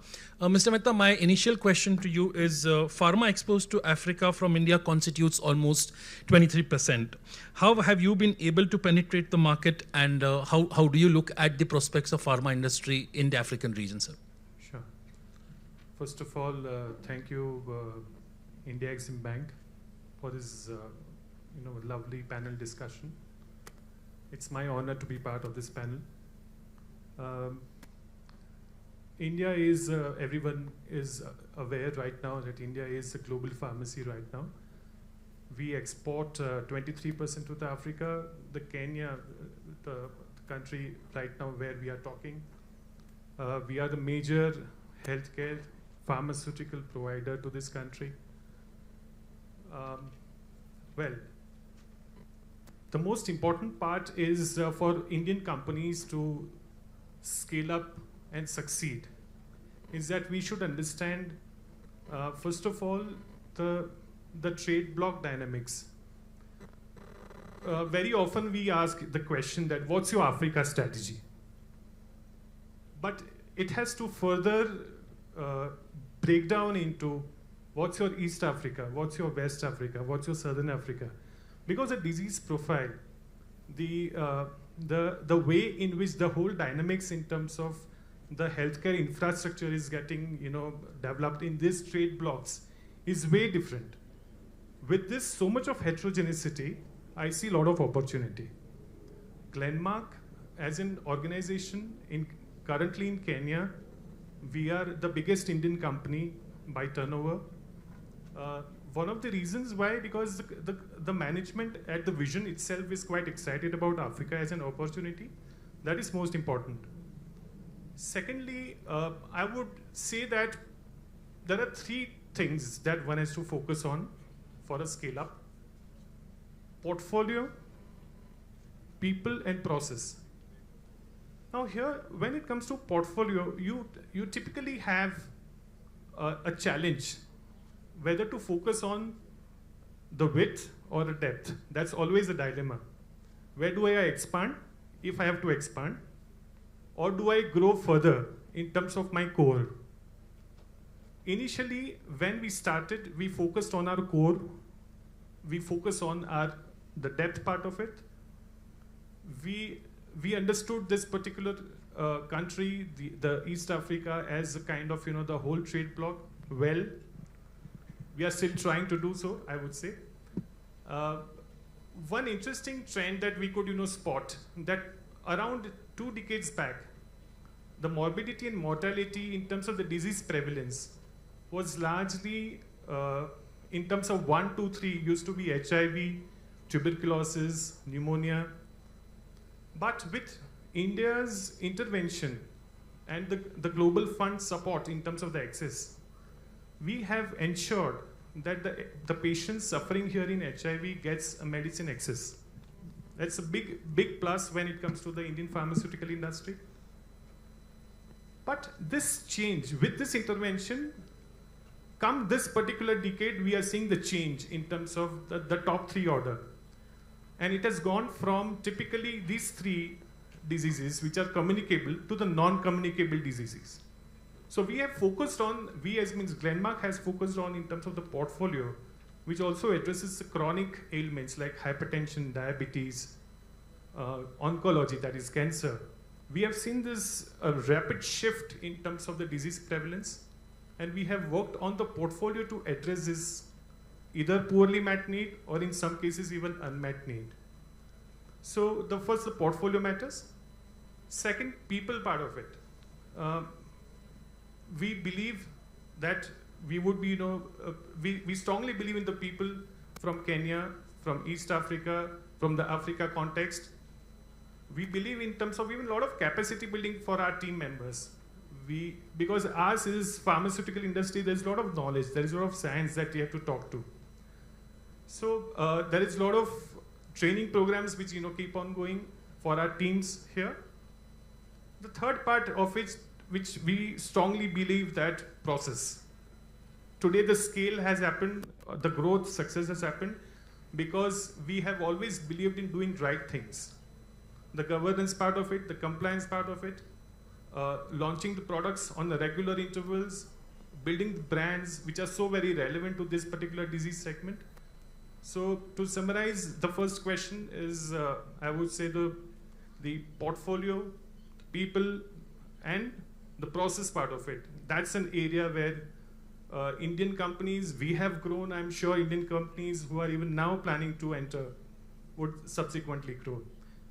Africa is quite an exciting continent when it comes to the healthcare. There is a lot to do.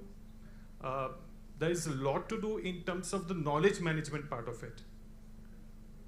This I would like to emphasize here because India can do a lot when it comes to diagnosis part of it, educating the target audience, doctors, the primary caregivers, healthcare workers, nurses, in terms of diagnosis, the disease part of it, leveraging digital technology to enhance this knowledge.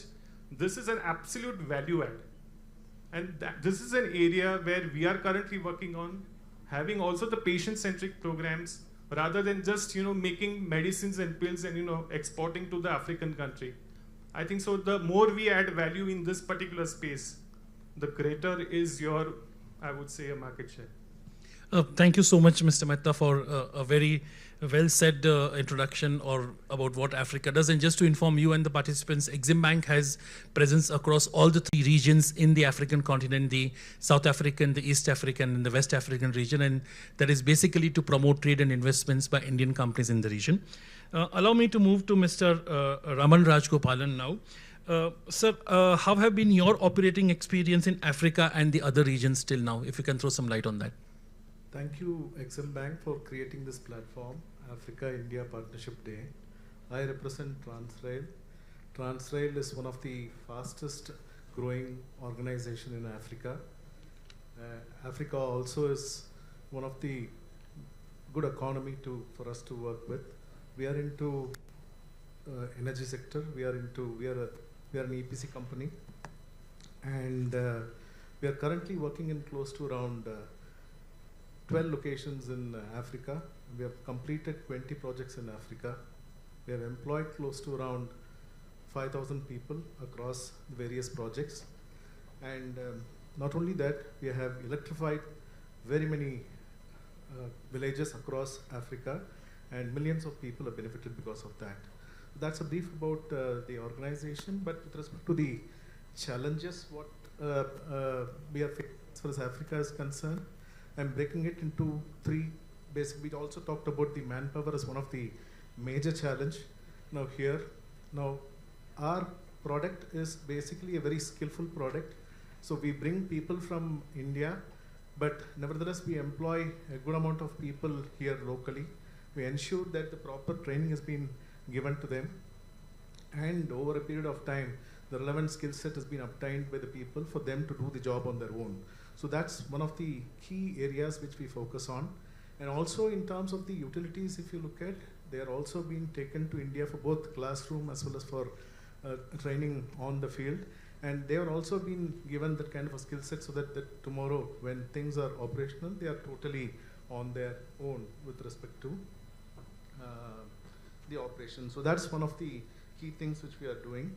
Second is with respect to the language, but then that I think over a period of time now, we are able to overcome that. Initially we had the people, translators who've been operating upon, but these days youngsters who've been working in the utilities are all able to speak good amount of English. We are able to come out on that.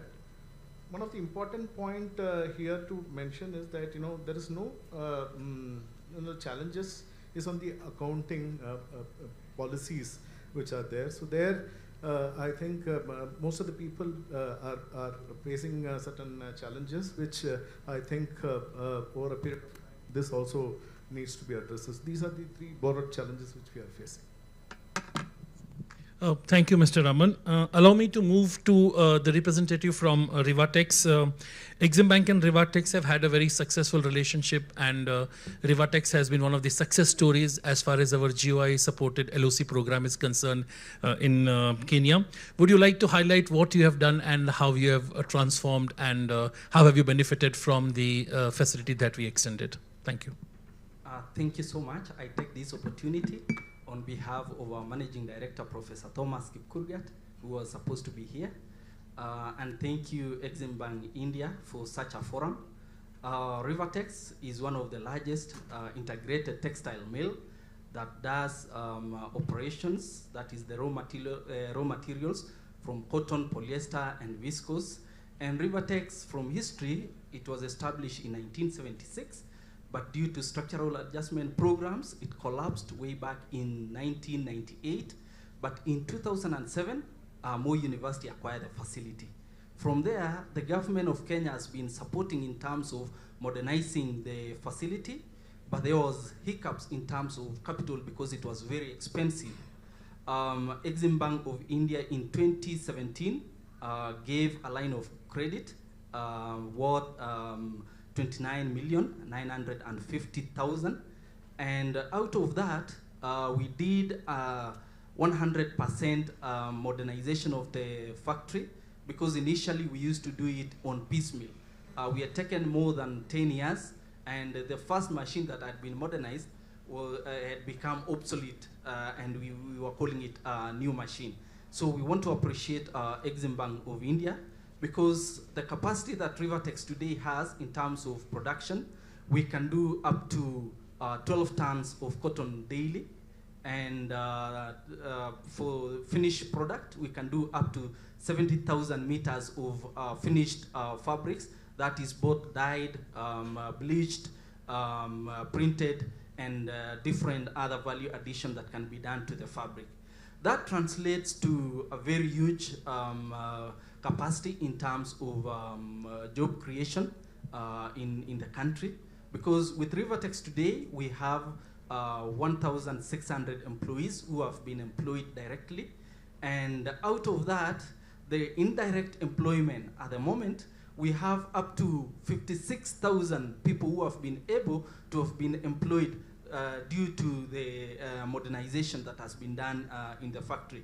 Besides that, Rivatex has really grown the cotton and textile sector, which is one of the key mandates of this government today, and therefore Rivatex has been able to play a very huge socio-economic impact across 24 counties where cotton is grown.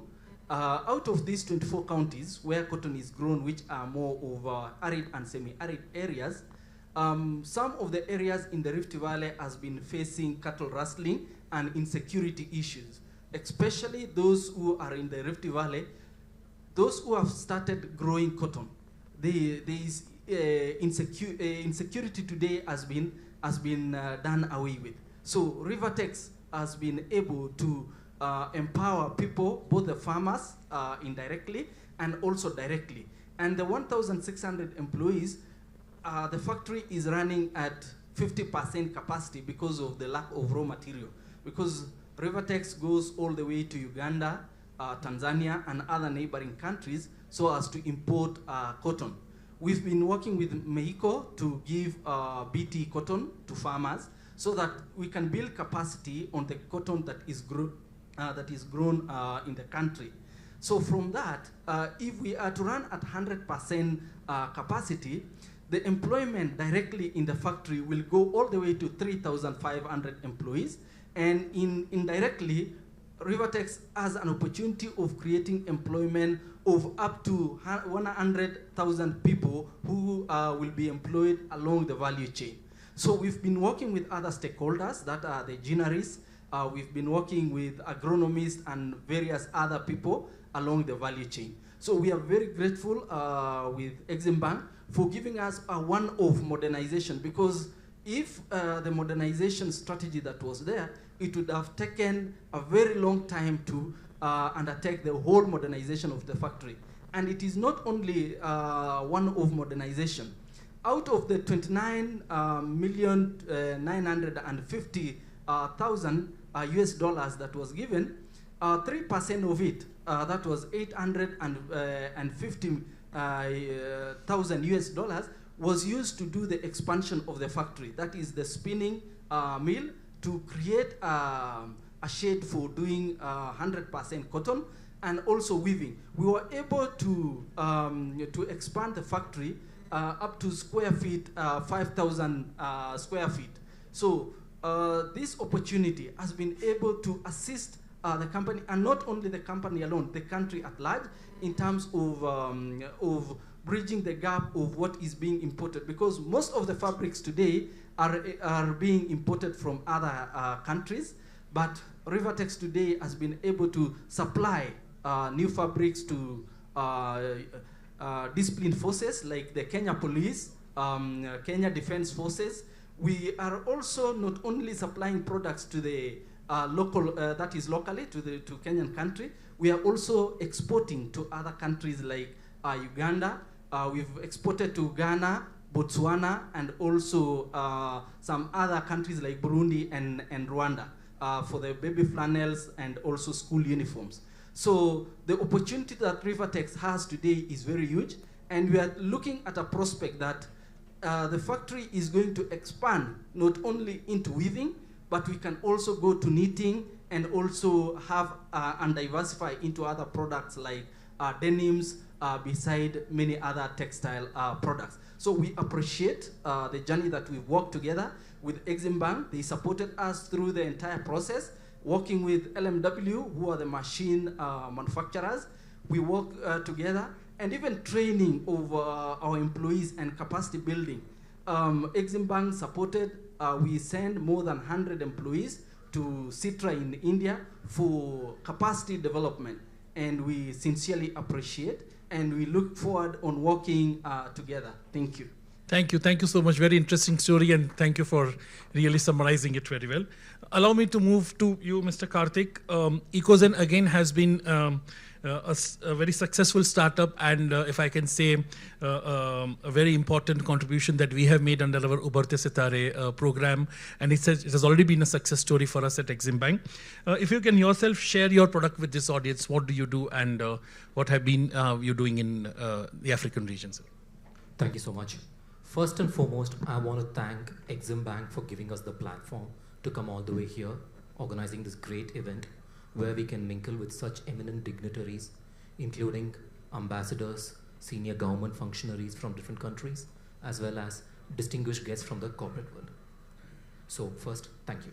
Now, we at Ecozen are a tech-focused company which is determined to solve challenges in food and crop production and mobility using clean technology.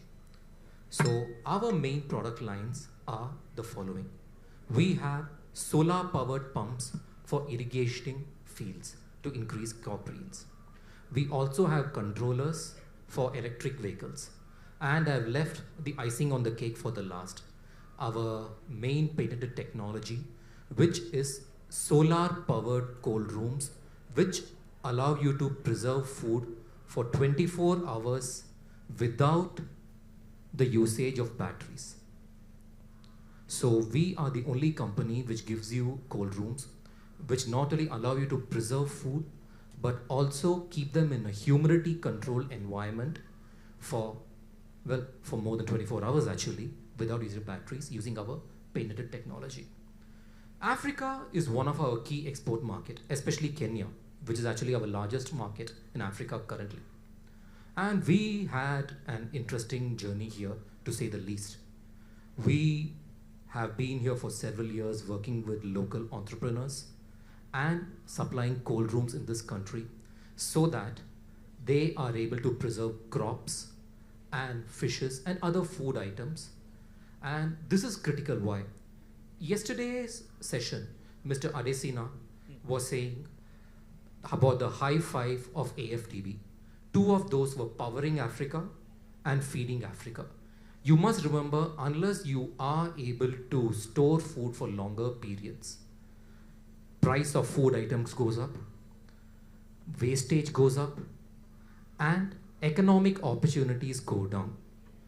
What do I mean by economic opportunities going down? Imagine a scenario where you have to transport food, because food, be it fruits, vegetables, fish, chicken, whatever, it does spoil. You have to transport and consume within a certain number of hours, otherwise it degrades. But if you are able to extend the life, not only can you serve a market bigger than the domestic immediate vicinity, but you can also export, adding to your exchequer and earnings. That's why we have developed this technology. And we had some interesting experience in Africa, a lot of learnings also. And how I see the relationship, not just Ecozin, any agri-tech focused company from India and Africa being is, for the better part of a century, trade between India and Africa has been more along commodity or natural mineral exchange. Right now, it is pivoting from a goods exchange to a technology transfer, which has to be accelerated. Why? As some other speakers were saying here, African problems will be solved by Africans. We can come in with technology, but the local adaptation to make it locally relevant has to be done here.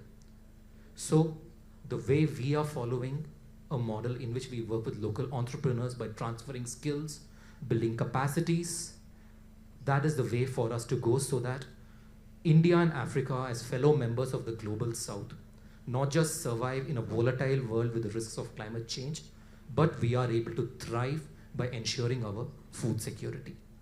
Thank you. Thank you. While we have almost exceeded the time, I think with such an elite panel, I think we can take another 7 to 8 minutes in this session. And we will have very crisp 1 minute answers. Back to you, Mr. Bansal, if you can give any views that you have on infrastructure financing in Africa. Yes, infrastructure financing is extremely important. If you look at the latest estimates done by AFDB, Africa needs to spend close to 150 to 200 billion every year. But current spending is close to 80-90 billion only, which means there is a clear funding gap of more than $100 billion annually. Now, how will this money come? If you look at the source of funding today, there are 4 main sources of funding. The first one is the 40% is the government, the state government's funding, each of the African nation does. Now, that of course has to be increased. Today, it is about 4% of the GDP. But there are nations, like for example, China spends 14% of the GDP on infrastructure. So obviously, it has to be increased, but it means that the spending in some other areas will have to be cut, but infrastructure is a priority. So that is one thing that has to be done. The second bucket is line of credit from various countries, which includes OECD as well as non-OECD countries. That's about 20%. And the third bucket is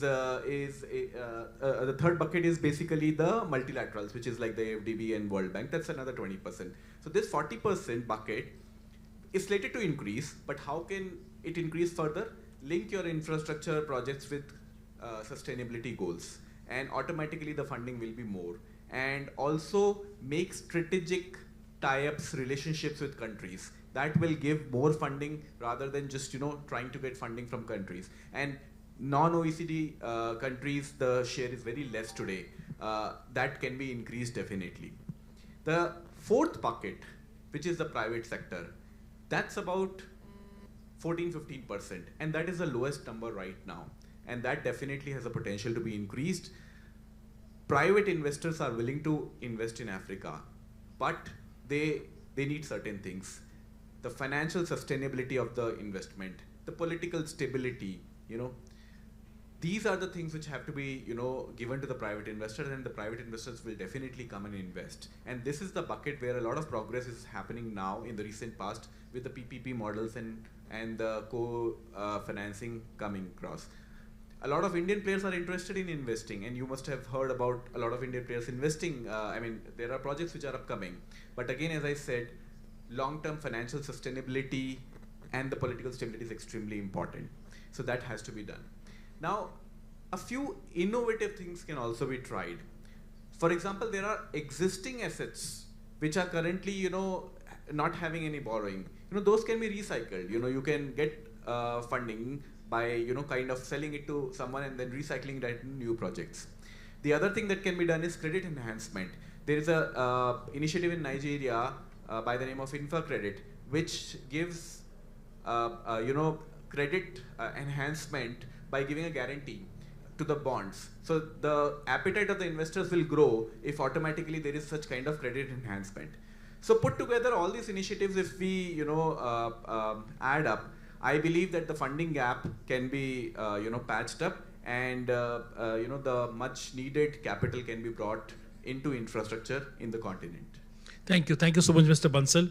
Mr. Parthiv, moving on quickly to you. Would you like to mention any 3 changes in Africa which can help you have a better presence in this region? Sure. So the first, regulatory approvals of the products. Currently, it's taking time across Africa as a continent. This has to speed up so that we bring in the products which are more and more relevant to the marketplace. Second point, supply chain is still very much erratic. The movement from the air, sea, and within the road, within the trading blocks across Africa is still not that very dependable, reliable, cost-effective. No. So in the end, the patient gets, at the end of it, the patient gets an expensive medicine. So supply chain gaps need to be addressed. Third, dollars availability. This has hugely and massively impacted the cost at which we import the products. By the time there is a time lag by when we realize the money from the marketplace, the shilling, or I would say the currencies have depreciated. So, and this we are seeing across, right from West Africa to Zazibona, we are seeing this kind of challenges across depreciating currencies. So this is, and of course the fourth point is the healthcare infrastructure. We need more investments. We need more diagnostic labs. We need early diagnosis of the diseases so that the complications we can prevent. Right. Thank you. Very crisp answer. Moving on to you, Mr. Raman, any challenges you feel or you face from the local governments here in this region and how you are able to overcome it? Absolutely. As stability is one of the important area as far as Africa is concerned, where unstable governments will not attract that kind of an investment, and also operationally will not be in a position to complete projects on time. The second important point, which I think has been also discussed, is that the depreciation in terms of currency is also creating a big challenge for all of us, where at the time of getting the order, the cost is X, and with the kind of execution, the cost goes 2X. Third thing is, as you was rightly talking about, the supply chain challenges are huge, right. Where we operate on landlocked countries, and more than 2,000 kilometers, 1,500 kilometers plus is being transported through the road.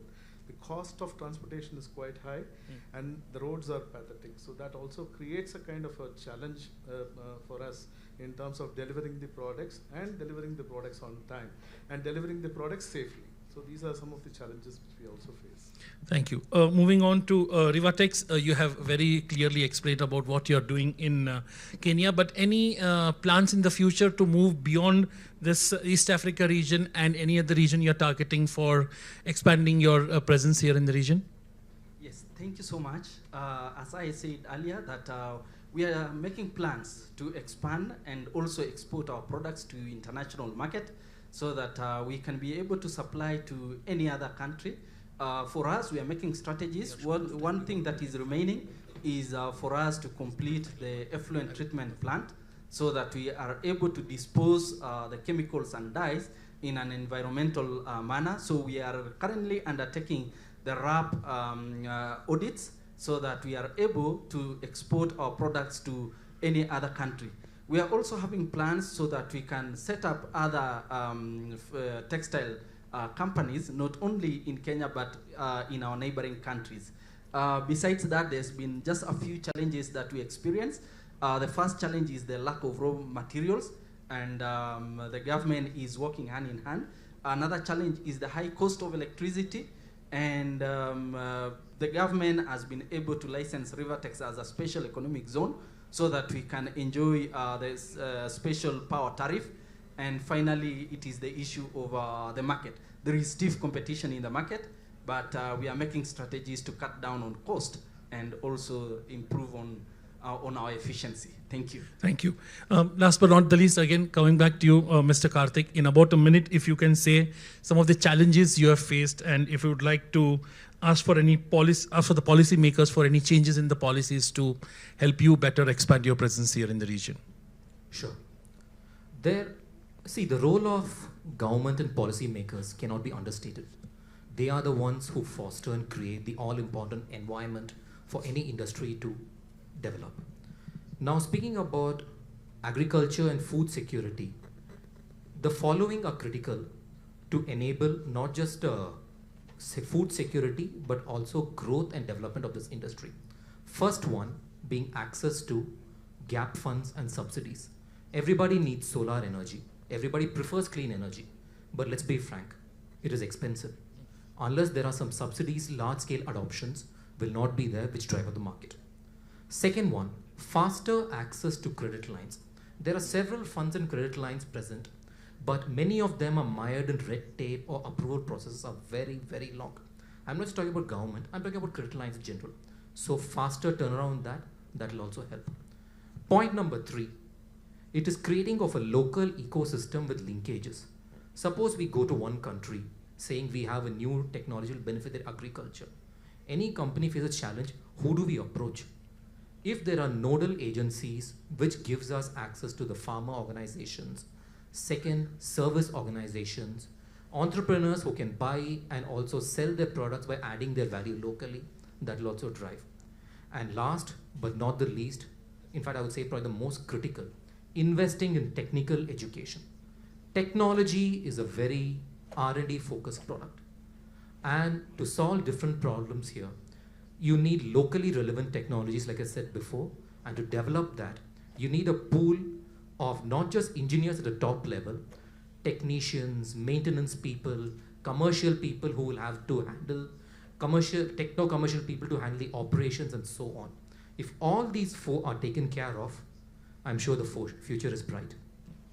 Thank you so much, panelists. I would like to have more questions. I think the time is up, and I'm already getting signals from my team that we'll have to stop here. So thank you so much once again for answering all the questions and for this session. We can come here for a photograph at front of the podium before I hand over back to Omkar.